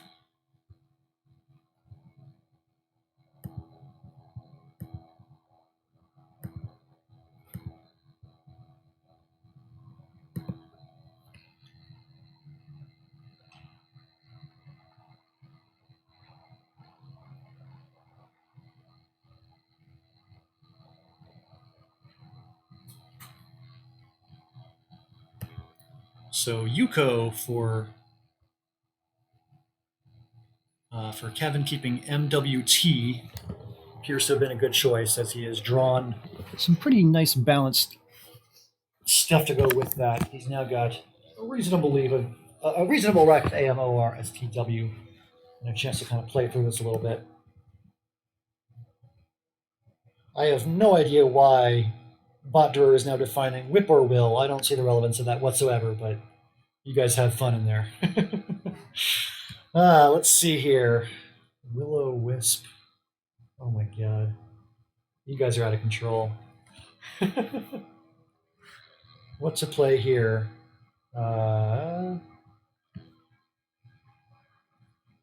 Woot. Keeping arms? That's kind of weak. Mo. That's way better. Keeping ARST. So the first blank goes to Dylan, along with an X that'll be a little bit tricky to use.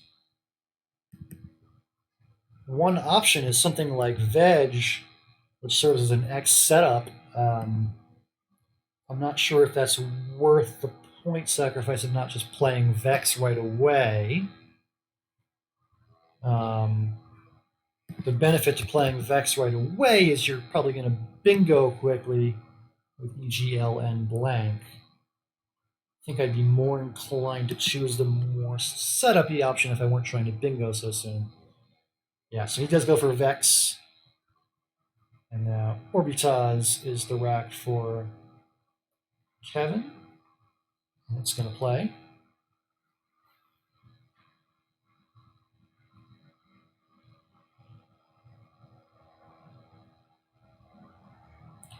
Yukos and Orbitas seems like the play, unless I'm missing something. Oh, Vexed, that's better. Ooh, it's better, but it opens up the triple, and Dylan has that first blank.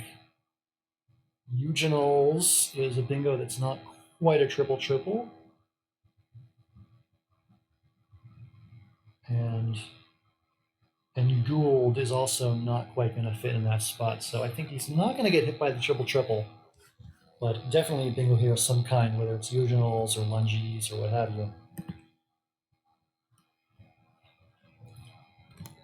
Do people in the chat like Veg instead of Vex? I don't know. Seems like an iffy thing to do to waste a turn on an X-Up when you could just go for a bingo faster. But I don't know. Ooh! Out of the bag comes Enamel Blank. A very strong post-bingo draw for Kevin. He's going to bingo again right away. Enamels and Yukos is pretty reasonable. Also, Enamels on the left side next to Eugenals is probably fine. There's words through the B. Well, I think nameable might be the way to maximize your score. Double that M, get 80 points.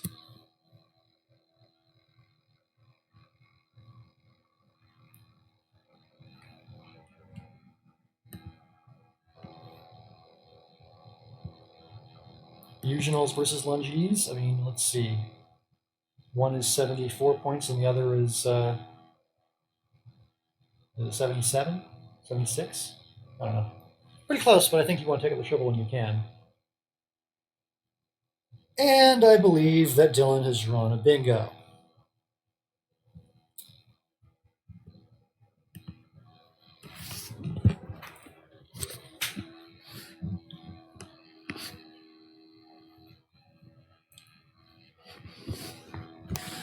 You know, there's been a lot of talk this week about offensive words in the Scrabble lexicon, but sometimes you just throw words that are part of the male anatomy, and there's something offensive about that, at least in my book. So, yeah, that's going to come down for a whole lot of points. Look at all the overlaps.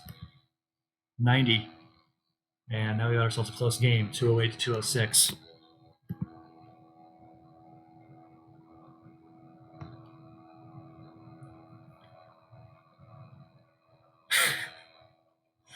I don't have to do what you tell me to do, Matthew. I don't take orders from you.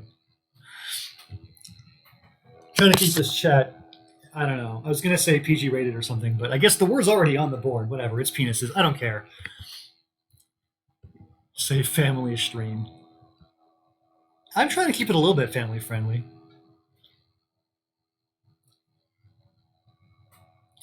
So fusing doesn't play, I don't think, in any place that's actually useful. I don't think you're going to play fusing. It's 26. It's not that bad.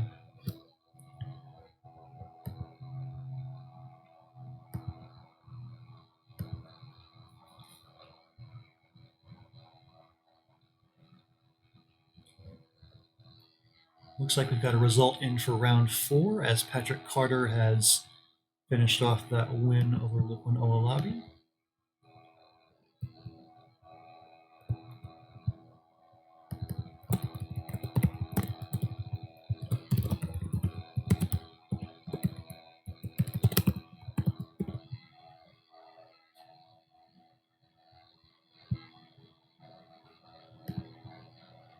Let's go ahead and update the scoreboard accordingly. I believe it's now 10-6.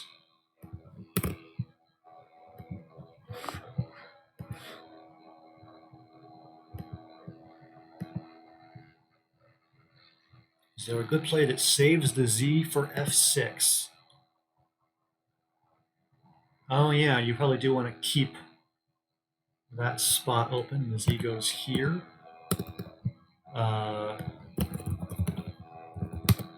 Is fungid a word? Fungid is not a word. I made that up. I would totally play fungid if it were a word.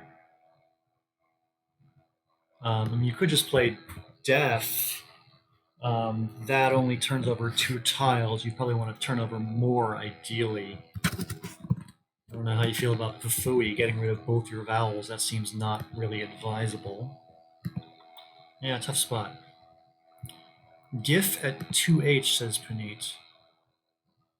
Oh yeah, I could see that being good. Gets rid of one more tile.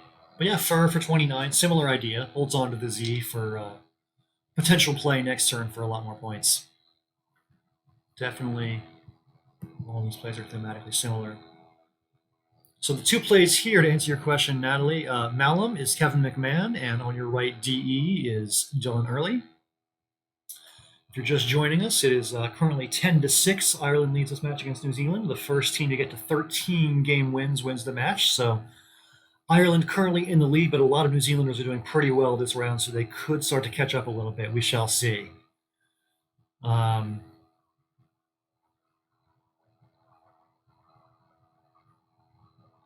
Yeah, it's a good point, Benji. I could list the ISC handles on the screen. I could probably make the players' names like a little bit of a smaller font and make room for the ISC handles too. Definitely open to some experimentation with the layout of the screen. I just kind of slapped this together the last couple of days, and it's definitely open to some modifications later. In any event, we got ourselves an interesting game here with a bunch of 1-point tiles for Dylan. He's trying to get a bingo down soon so he can retake the lead, but it's going to be tough to play through this rack and keep scoring points. Yeah, Chris, definitely. Kevin is one of the better players in the world, really. I mean, he's been over 2,000 for a long, long time. Yeah, he won the BMSC that you were at, you mentioned. He also, I think, finished in the top 15 or so at the Worlds in Prague that you and I both played. So, yeah, I mean, he's a formidable player. I mean, any team with him as their number 2 seed has got to be scary. And then you consider Paul being the number 1, that's even better. You see the update in the chat now on Canada versus Ghana. Canada has taken the lead. They started out 2-7, and they've come all the way back 10-9 now. The reason they haven't played a full 20 is that Jeremy Hildebrand and Chris Plucker were a little bit late playing their game. They're going to make it up later. But we will eventually get in all 25 from that match. As for this match, currently 10-6, Ireland. We've now seen penises and oral in the last 2 turns from Dylan Early. Make what you will of that. And DDIIGNZ. Interesting rack for Kevin. He no longer has the option of hitting that spot for Zoe. You can do something like, Ginzo or something that gets rid of the Z elsewhere, but not going to have that 65-point Z bomb anymore.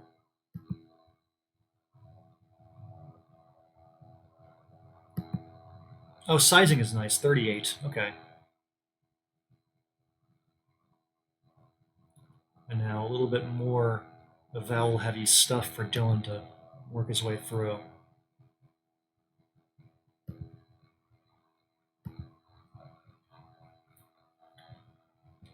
Looks like another result as Stanley DeGundy has defeated Fergal Weatherhead in round 4. Another win for New Zealand.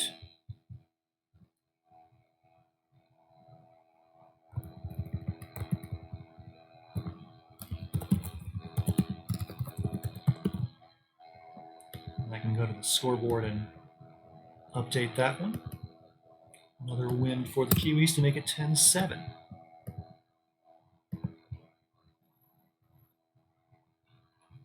Looks like we're still waiting on results in the other 3 matches. So we've got Paul Gowan playing Blue Thorogood. We've got Kevin on your screen right now playing Dylan. And then the other match we're still waiting on is A5, Rick Kennedy against B1, Howard Warner. So currently 17 games down and 8 to go. Ireland in the lead, but a lot can still change.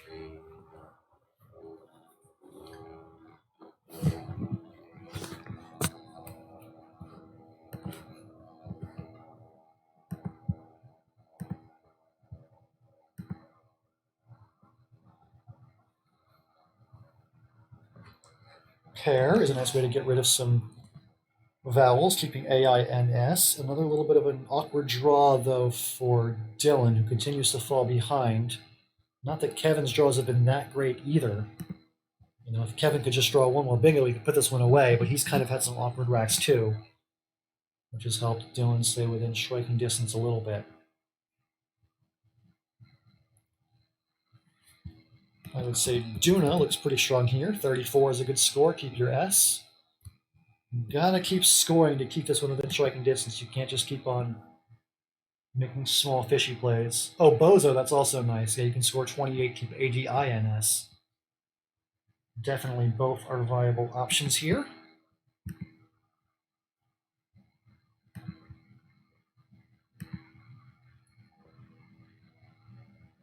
Duna does come down. Another result, it looks like Howard has notched the win over Rick. Another win for New Zealand. This could get interesting.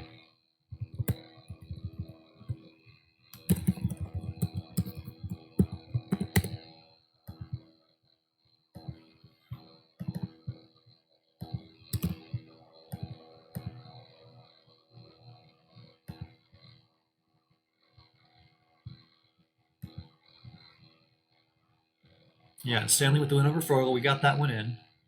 So we're still waiting on 2 games here in round 4.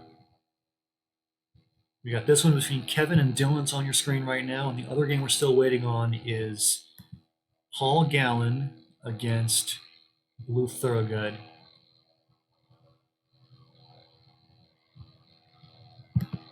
If New Zealand can win both games, they'll come all the way back and tie the match 10-10, which would be really a thrilling finish for us, no doubt about it. Like I said, I always root for the team that's behind to come back and tie the score because it'll make for the most dramatic final round for us.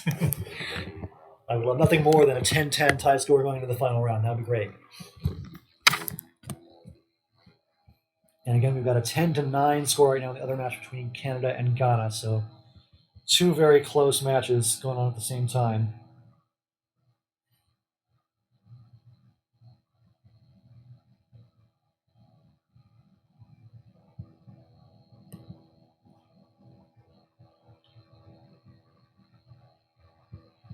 So Kaibo is the play from Kevin. It's 32 points, keeps AEGN. He continues to keep these pretty strong leaves and, fish for a bingo that can put this game away. Meanwhile, Dylan has drawn the J. Not exactly sure what to do with it. One option here is to just fish the I and go for jailers, but no, he doesn't do that. I would have considered Biz for 28, just fishing the I and going for jailers. It's spelled with an E or an O, so that's 3 outs you can hit, but not to be. And now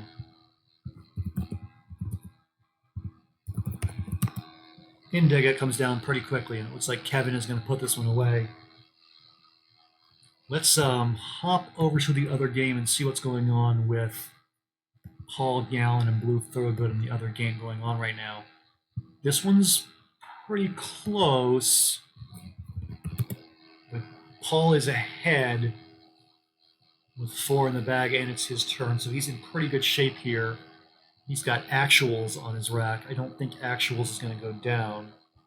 He could just play actual, keeping the S and emptying the bag, because I don't think he's very worried about his opponent bingoing with this board in this pool. actual would score 33 and end the game pretty soon for you.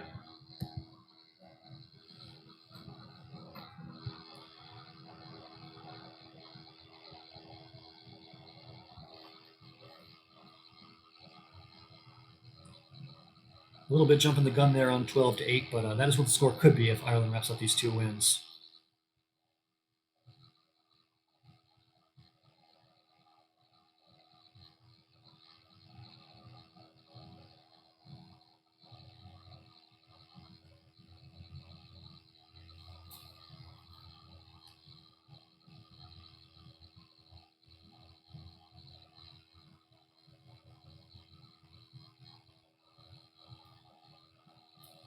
Yeah, so right now it's 10-8 Ireland, but assuming that Paul wraps up this game and Kevin wins his as well, it will be 12-8 pretty shortly.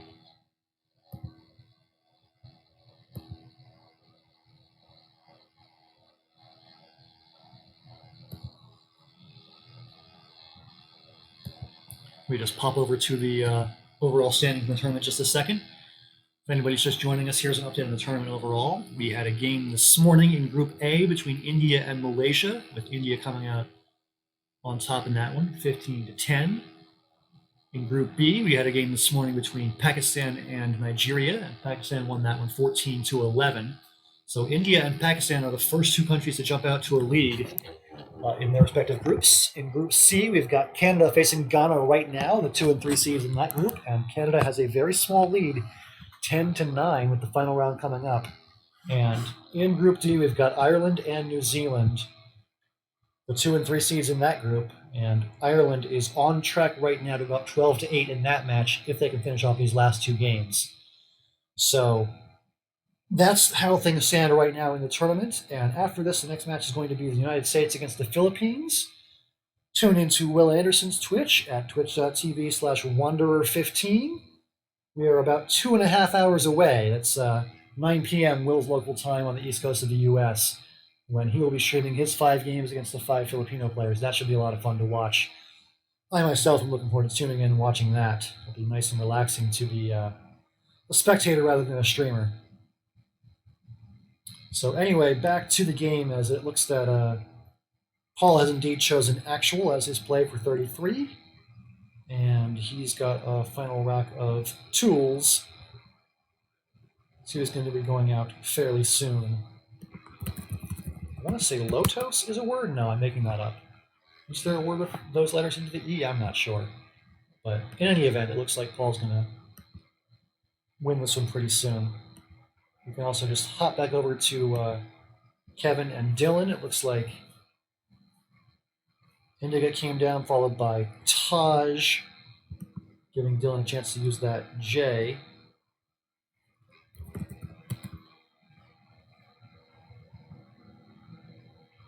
And now with 1 in the bag, Dylan has drawn all sorts of weird stuff. The Q and the F and the W, and yeah, he's in trouble.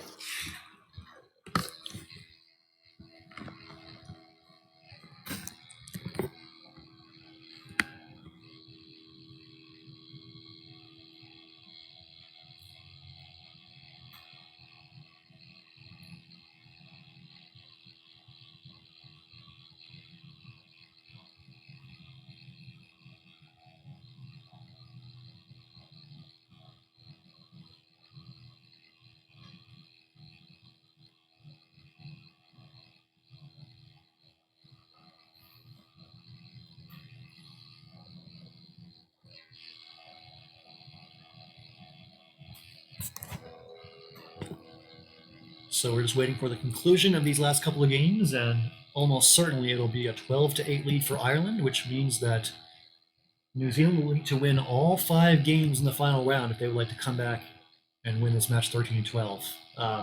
Definitely hard to do. That was the same situation we saw in the previous match between Pakistan and Kenya, where Pakistan led 12-8, and Pakistan and Nigeria, sorry. It was 12-8 Pakistan, and Nigeria came back and won 3 in a row to make it 12-11, so it got real dramatic. So, anything can happen. A match that looks like a blowout can suddenly become not a blowout, and we'll have to see.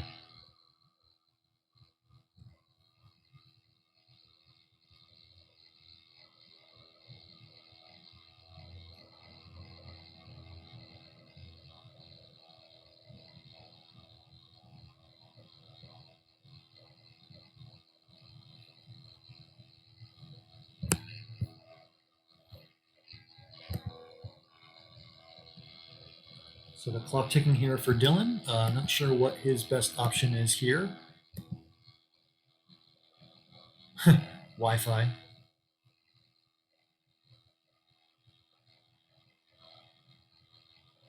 The sad thing is, every update I keep forgetting, did they add it yet? Did they add it yet? And they still did not add Wi-Fi to the dictionary.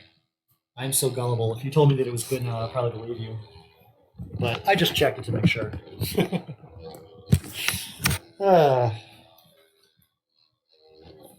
Yeah, I don't think there's anything that Dylan can fish for, anything he can stick him with. There's just really not much to be done here.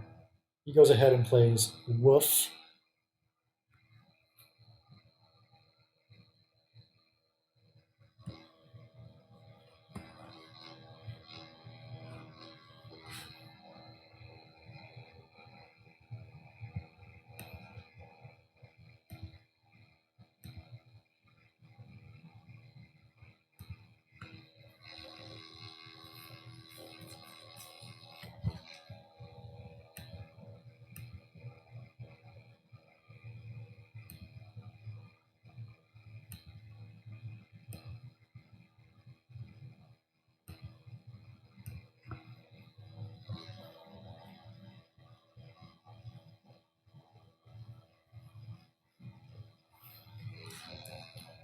So it looks like we're still in the endgame here between Kevin and Dylan. And if we hop back over to the other game, it looks like they've finally wrapped things up. Let's take a quick peek at the final board between Blue Thorogood and Paul Gallen.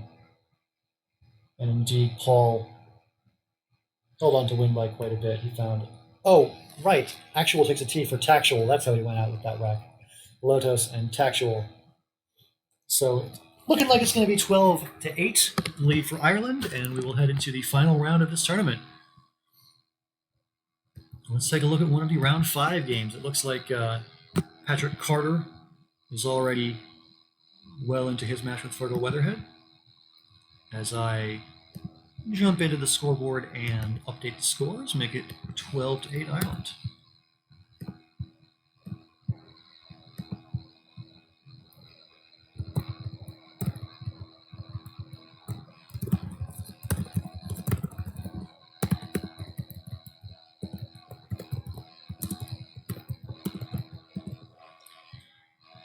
So the final game of each match is just a straight up King of the Hill, where the 1 seeds play the 1s, the 2 seeds play the 2s, and so on. So we get the future matchup between our 1 seeds, Paul Gallen and Howard Warner, and the 2s, also Kevin McMahon and Blue Thorogood. Should be great games. We're probably going to focus on those games in particular, but really all Ireland needs is 1 win in any of these 5 to win the match. So every game is important in its own way, for sure.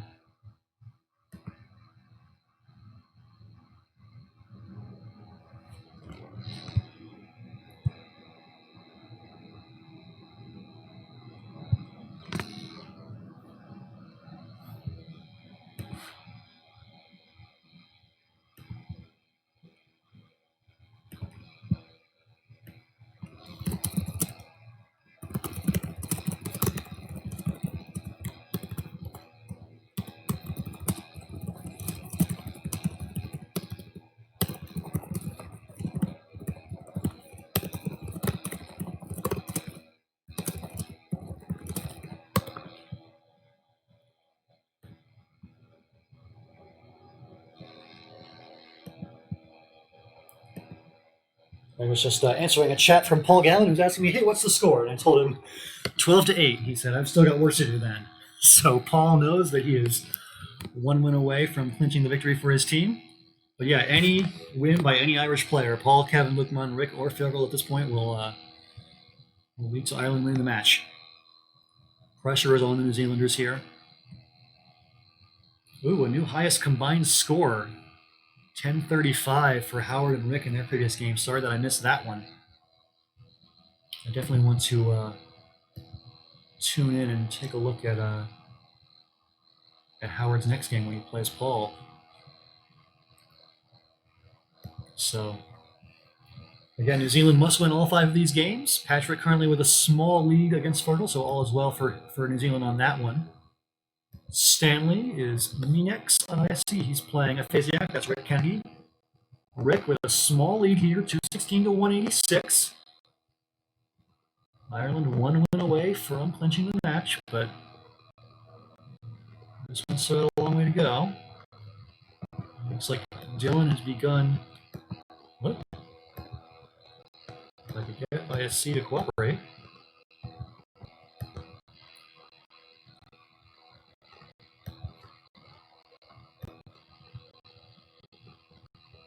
Hold on a second. We're coming back. Just hold your horses.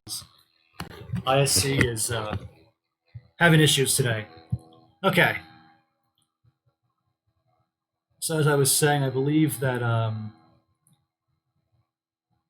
Dylan is just getting underway in his game against Lukman, and it's like a rough opening rack for Dylan. He plays Amiya for 12. And Lukman, after exchanging 6 to open, now has 2 N's in the Q and a W. So a couple of tough racks for him to start. So both players fighting through some dreck early in this one.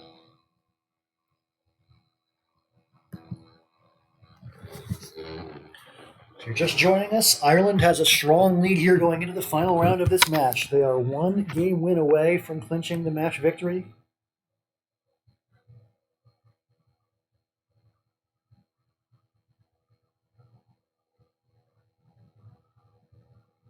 Sounds like a very, very close match between Canada and Ghana. Looks like both the Canadians and the Ghanaians are winning a couple of those games in the final round, so we're going to have a very, very close finish to that match. I wouldn't mind tuning into that one if Ireland and New Zealand, wrap things up a little bit early. We could always skip over to the Canada match. Brian, I wouldn't mind if you could just keep me posted on what's the most important game for me to watch in that match, because I'm happy to jump over to one of those shortly. Krang. Interesting choice, Benji.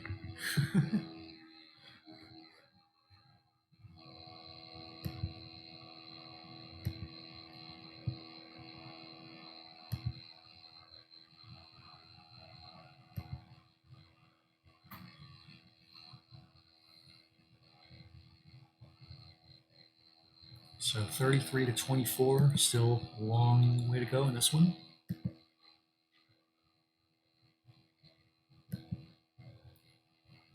Take another look here at Kevin McMahon. He is just starting his game against Blue Thorogood. Opens with piano for 20.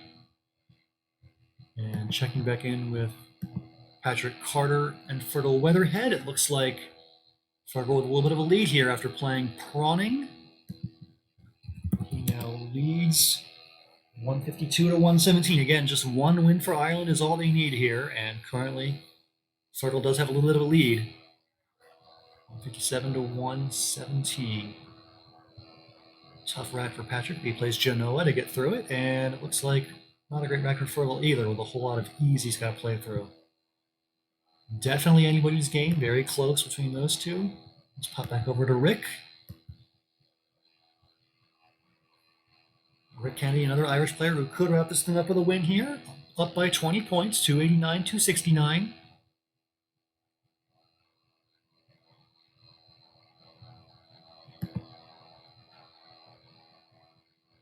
Wow, Canada's come all the way back and they now lead 13 to 9.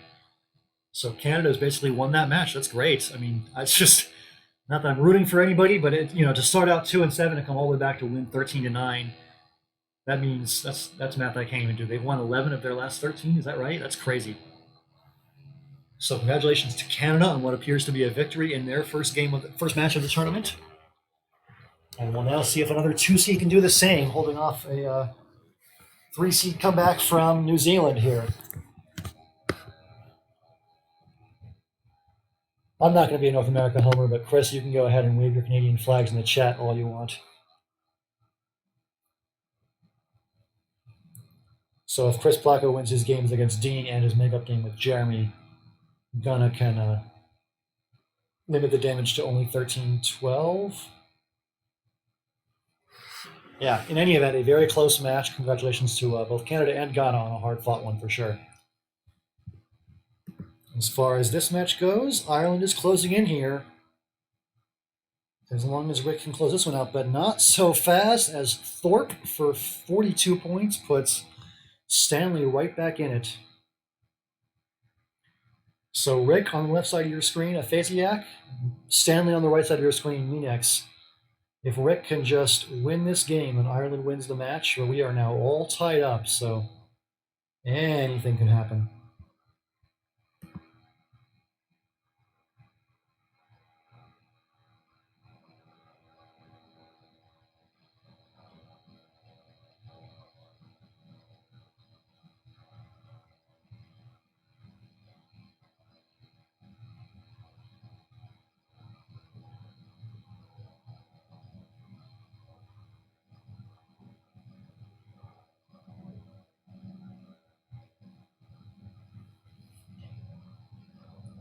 What do we think here for Rick? He's got the Z, he's got a nice balanced rack.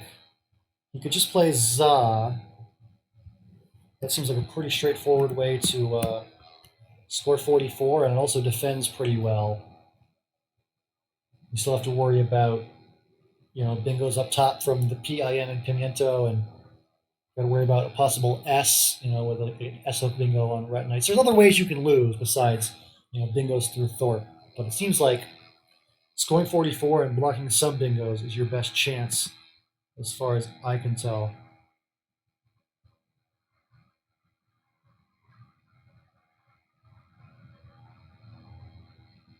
Oh, Mizuna, that's not bad. Mizuna from the end here, 36, similar score. Also blocking in its own right. Debatable whether you want to draw deeper into this bag or not. It's got, well, actually, this could be a race to the X. You have to worry about the X spot over here at 2J. And by making a longer play like Mizuna, you increase your chances of drawing that X, so that's interesting. But yeah, Rick goes for Za, which is not bad either. Two V's on Stanley's rack, but he's got some words with two V's in them. Divi and Navi.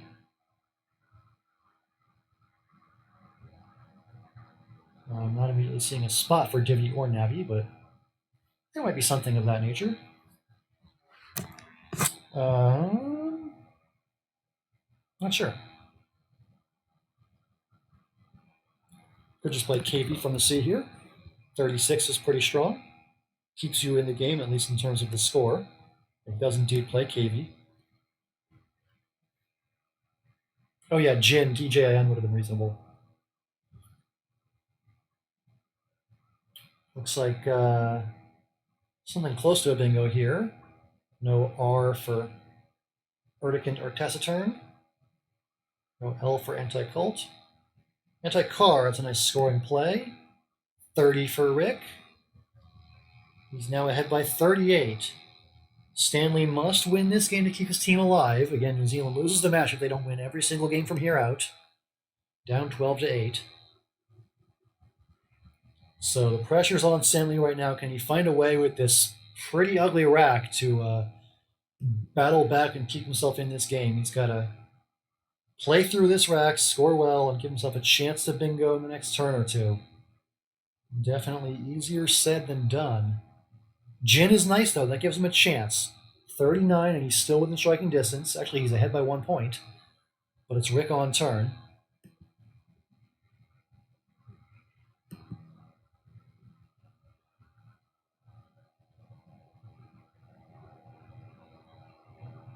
The X is still out there. Whoever draws it is going to have a big, big play. Just drop the X right away, and it's 50 points. No questions asked. The other question is, when somebody draws the Q, will they draw the I with it? Because QI up here in the top right is also a high-scoring play, 35. So I think it's pretty likely here that, what happens with those big, heavy power tiles, the Q and the X, is going to largely determine how this game ends. A lot still to be seen here. Rick with still, 5 minutes on his clock, trying to figure this all out. Drop the W at J2. Yeah, that would block the X. Yeah, he does block the X spot. Stanley did not have the X yet. That's interesting. So the X and the Q still unseen, at least to us. Maybe Rick has just drawn them.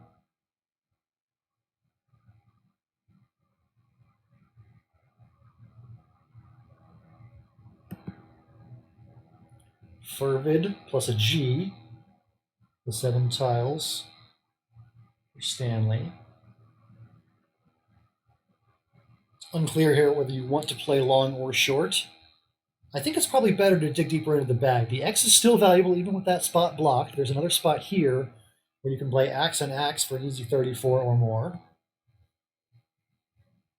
The Q, if you get the I with it, is interesting. Oh, okay, Stanley blocks the X rather than fishing for the X. That's interesting. And still no Q and no X seen to us, as Rick has a bunch of 1-pointers plus a D.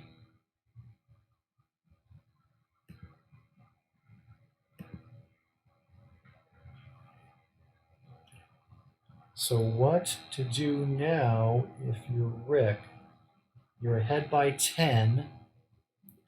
This is no longer a game where either player needs to bingo necessarily. This could just be a outscoring kind of battle here at the end.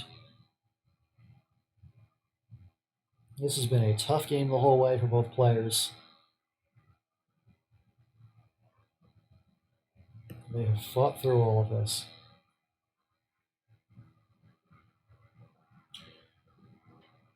Yeah, it's a good point by Aaron in the chat that if you have an opponent playing tall, that means he's blocking the X, and you might want to leave the X spot open for yourself because your opponent doesn't have it. I like that thinking. I probably would not have blocked with Vag the way Stanley did here. And you might want to just play a more volatile game and just leave the Q spot open and the X spot open and just hope for the best. But I don't know. Very complicated. Joe in the chat saying kill a QI spot. I mean, the biggest QI spot I think is QI up at the top right next to anti-car for 35. That of course requires having the Q and the I, but there are two of them, two of the I's.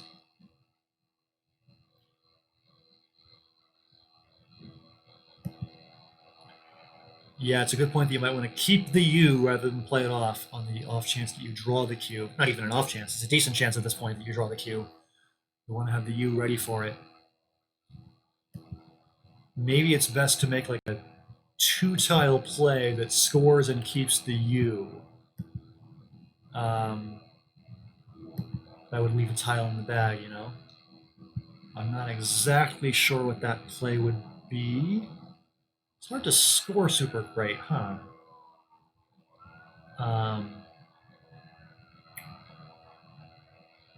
Yeah, I mean, like, just something like add. Also worth noting, there's a bingo line here. Like, line 10 is actually, there's 7 squares there that you can fit a bingo. Just to make things even more complicated. So you guys are thinking about emptying the bag with a longer play like Dote. Yeah, that's one way to do it. I don't know. Oh, so Dote would kill both Q spots, like the QI up top and the QI underneath it. Oh, wow, so he does block all the Q spots, keeping the U, and he draws the Q. So now it's back to Stanley. He has the X. He's down by 31. He's got to worry about, Aqua and plays like that from Rick. I don't see how he can score enough to outrun plays like Aqua down here at 4K. I mean, even Aqua here at 10D is reasonable. It'll score enough to outrun, unless there's some giant X play that I'm missing.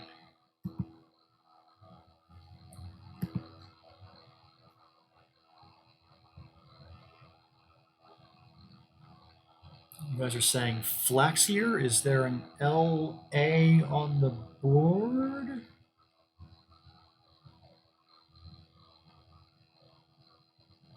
You lost me on that.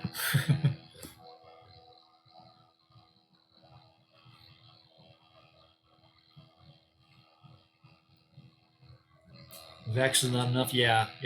I'd say that Vex is the highest scoring X play that I can see right now.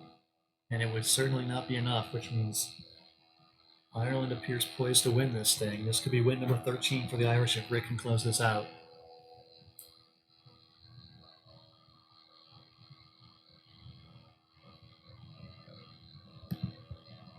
Prefix it. There you go.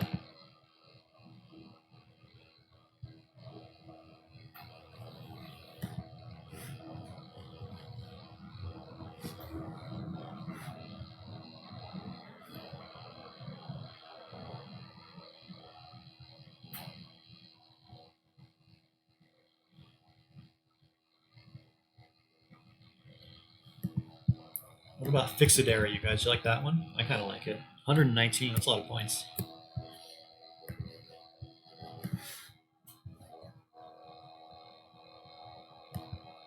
So I guess we will just keep on watching this game straight to the end and wait until it is officially official that Ireland has won the match, but they are looking to be in pretty good shape here. Is there a setup like lie and then fixed in the bottom right? So you can play lie. I see what you're saying, like that type of play. I'm not seeing what that would be. Play.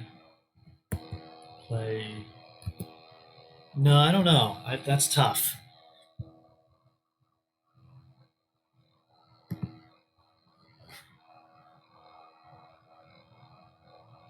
Ends with effects, coin effects, or effects, punt effects, spine effects, two effects. Those are all cool words.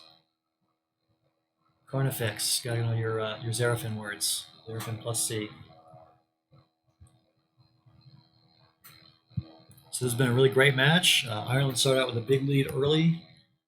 They were 7-3 after the first two rounds. New Zealand stayed in it, kept battling.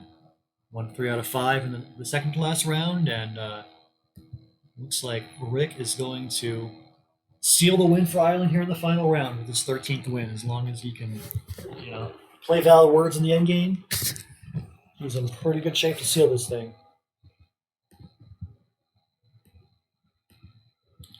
So it looks like, barring any craziness, our winners in the first 4 matches of the tournament are going to be India over Malaysia, Pakistan over Nigeria, Canada over Ghana, and Ireland over New Zealand. Really exciting first 4 matches of the tournament. Again, there's a whole lot more Scrabble action coming up this weekend. We've got, now in 2 hours, the United States taking on the Philippines. That'll be live on twitch.tv/Wanderer15. Go subscribe to Will Anderson now and get ready for that match. And then later on, we've got 3 more matches this weekend on Sunday. Again, all times are in GMT. We've got Singapore, Kenya at 7 a.m., Australia, South Africa also at 7 a.m., and then the United Kingdom against Thailand at 2 p.m. Check your time zone tables and figure out the math for yourself. I'm too lazy to do it, but those are the 3 games. Singapore, Kenya at 7, Australia, South Africa at 7, and UK, Thailand at 2. We will have the UK versus Thailand on twitch.tv/Benji Scrabble. Check out the shiny new Twitch username. And Singapore versus Kenya will be broadcast live by Lord Livgon. That's Jeremy Koo. One of the Singapore players will be live streaming his game as he plays. So, all sorts of exciting action coming up this weekend. We've got games going on all weekend long. 200 games of Scrabble in total. We're going to try to show you as many as we can between the streams, the social media, the blog content, all that stuff. We're going to try to bring you as much coverage of these matches as we possibly can. Looks like Exide comes down from Stanley for 39 points. That is not a word, but yeah, Rick is going to challenge it off. And now any reasonable play is fine, but I think Aqua in one of the 2 spots is pretty likely here. Aqua here is 29. Aqua here is 21. Quat is also 21, keeping AL. That seems fine.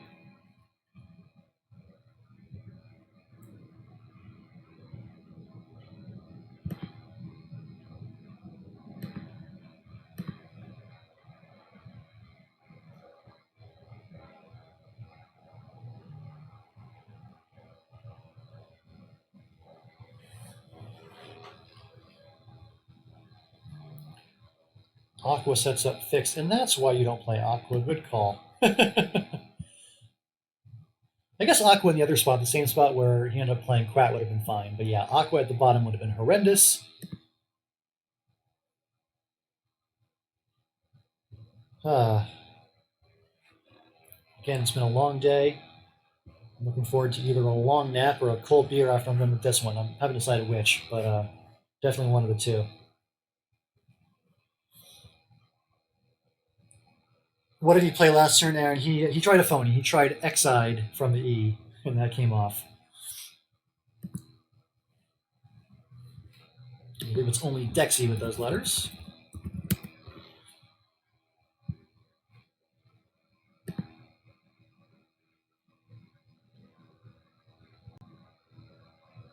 Yep, so Vex, as we suspected might happen, comes down, and all Rick needs to do is just find a valid outplay with LA.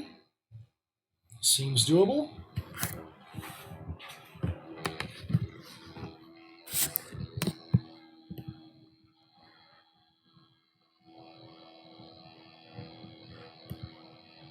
What's the best outplay with LA?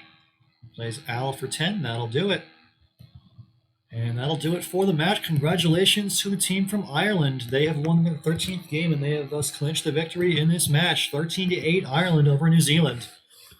We're going to stick around for a little bit longer. First, we're going to watch the conclusion of these round 5 games, and then we're going to just do a little quick recap of the standings as well. But it was official that Ireland's going to win this match. So congratulations to Team Ireland.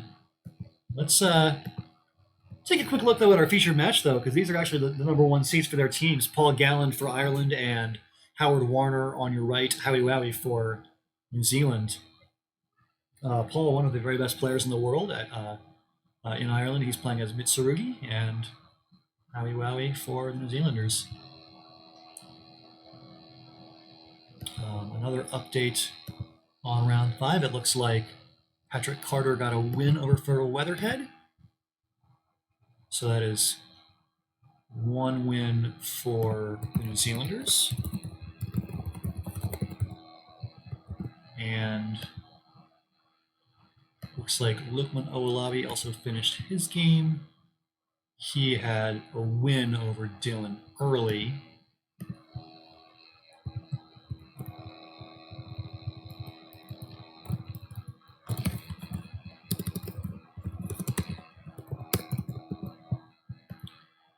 And then there's 2 games still to play.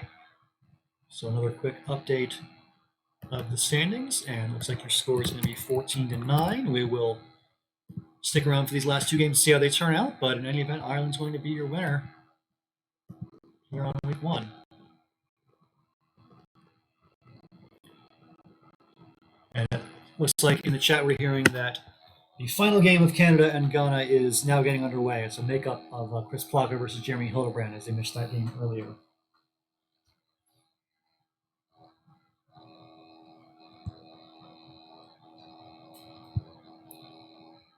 Constant heavy bag, that's to be sure. The 2 blanks help add some flexibility, though. That's also a factor.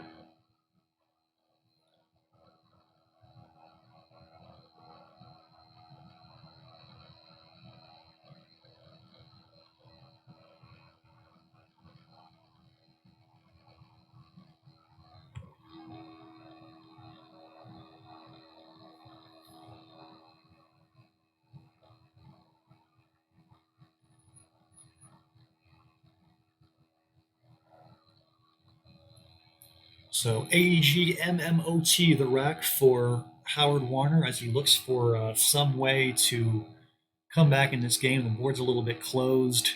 It's kind of tough to do anything.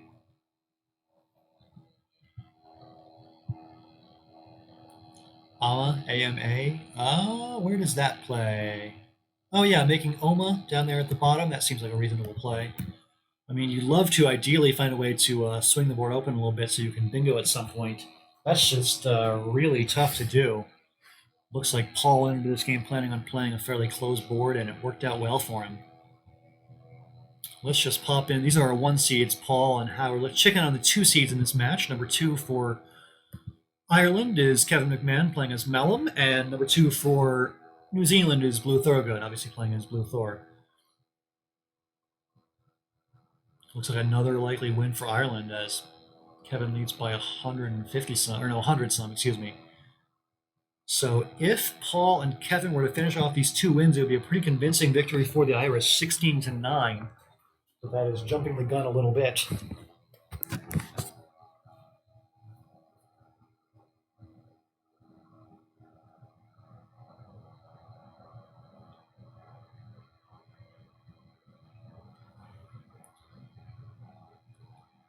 Looks like the bingo of anti-R is blocked yellower from the Y. That's a shame.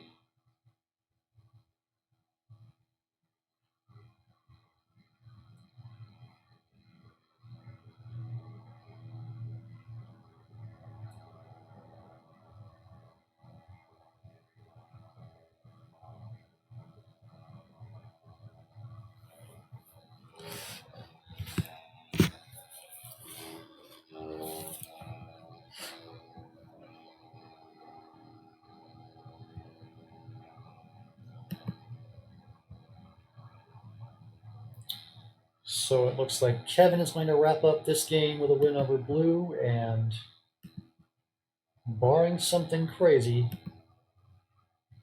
Paul is going to be just fine against Howard. Looks like Howard played Ambo to open the board, which is interesting. And now he's going to hammer that spot with a 45-point Tomb to play. But Paul has the blank, and he's going to go ahead and put this thing away.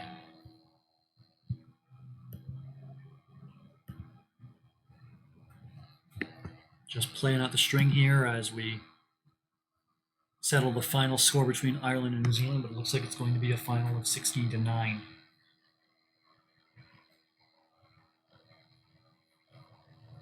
It was 12-8 going into this final round. New Zealand needed to win all 5, and it looks like they're going to get just the 1. So a pretty resounding finish to this match for Ireland. They really led this thing from wire to wire, just a really hard-earned victory for them.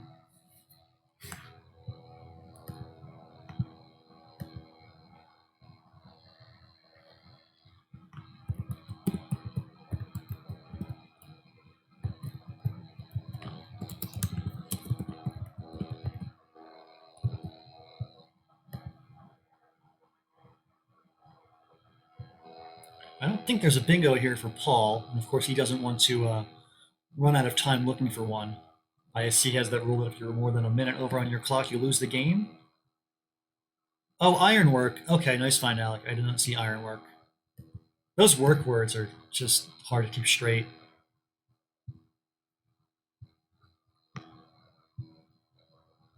Brownier is the play. I think that's also a word, isn't it?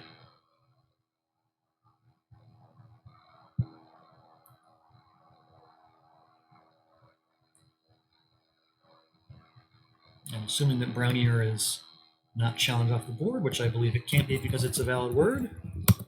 That's going to be the end of that for Paul Gallen, who had a pretty dominant performance today. I believe that he won 4 of his 5 games. I believe Kevin won all 5 of his. So, Ireland has 2 very strong players in Paul and Kevin, and both of them just took care of business today. 9-1 combined for those 2 guys, and that's really all you need. As long as you can get just respectable performance in the other 3 players, you are in business. So I will go ahead and update the final score on your scoreboard here. It is not going to be 14-9, it's going to be 16-9. A pretty convincing victory for Ireland over New Zealand today. Congratulations to them. Again, one more look at the overall standings in this tournament. I will update this page in a little bit and post the up-to-date standings on social media and all of that, but just to run through it. Earlier today, India with the victory over Malaysia, 15-10, an upset there, a 3-seed beating a 2. In Group B, Pakistan notched a victory over Nigeria, again a 3-seed upsetting a 2. That was a 14-11 win for Pakistan. In Group C, it was Canada versus Ghana, the 2 and the 3. The 2-seed Canada did win. We are still waiting on the final score games-wise, but it's going to be a fairly narrow win, maybe 13-12 or 14-9-ish or 14-11-ish. We'll see. And then in Group D, Ireland notching the convincing win over New Zealand, 16-9 to open up play in Group D. We got 4 matches still to play this weekend. UK versus Thailand tomorrow morning, Group A. Australia versus South Africa in Group B. Singapore, Kenya in Group C. And in Group D, we're now about an hour and 45 minutes away from the first match between the United States and the Philippines. Will Anderson's going to be streaming all 5 of his games against the Philippine players. That's going to be on twitch.tv/Wanderer15. So that is all for this match. Congrats again to Ireland for winning 16-9 over New Zealand. And I'm just going to say thanks to everybody for tuning in, and we will be back with some more content very soon. And until then, I'll see you later. Bye.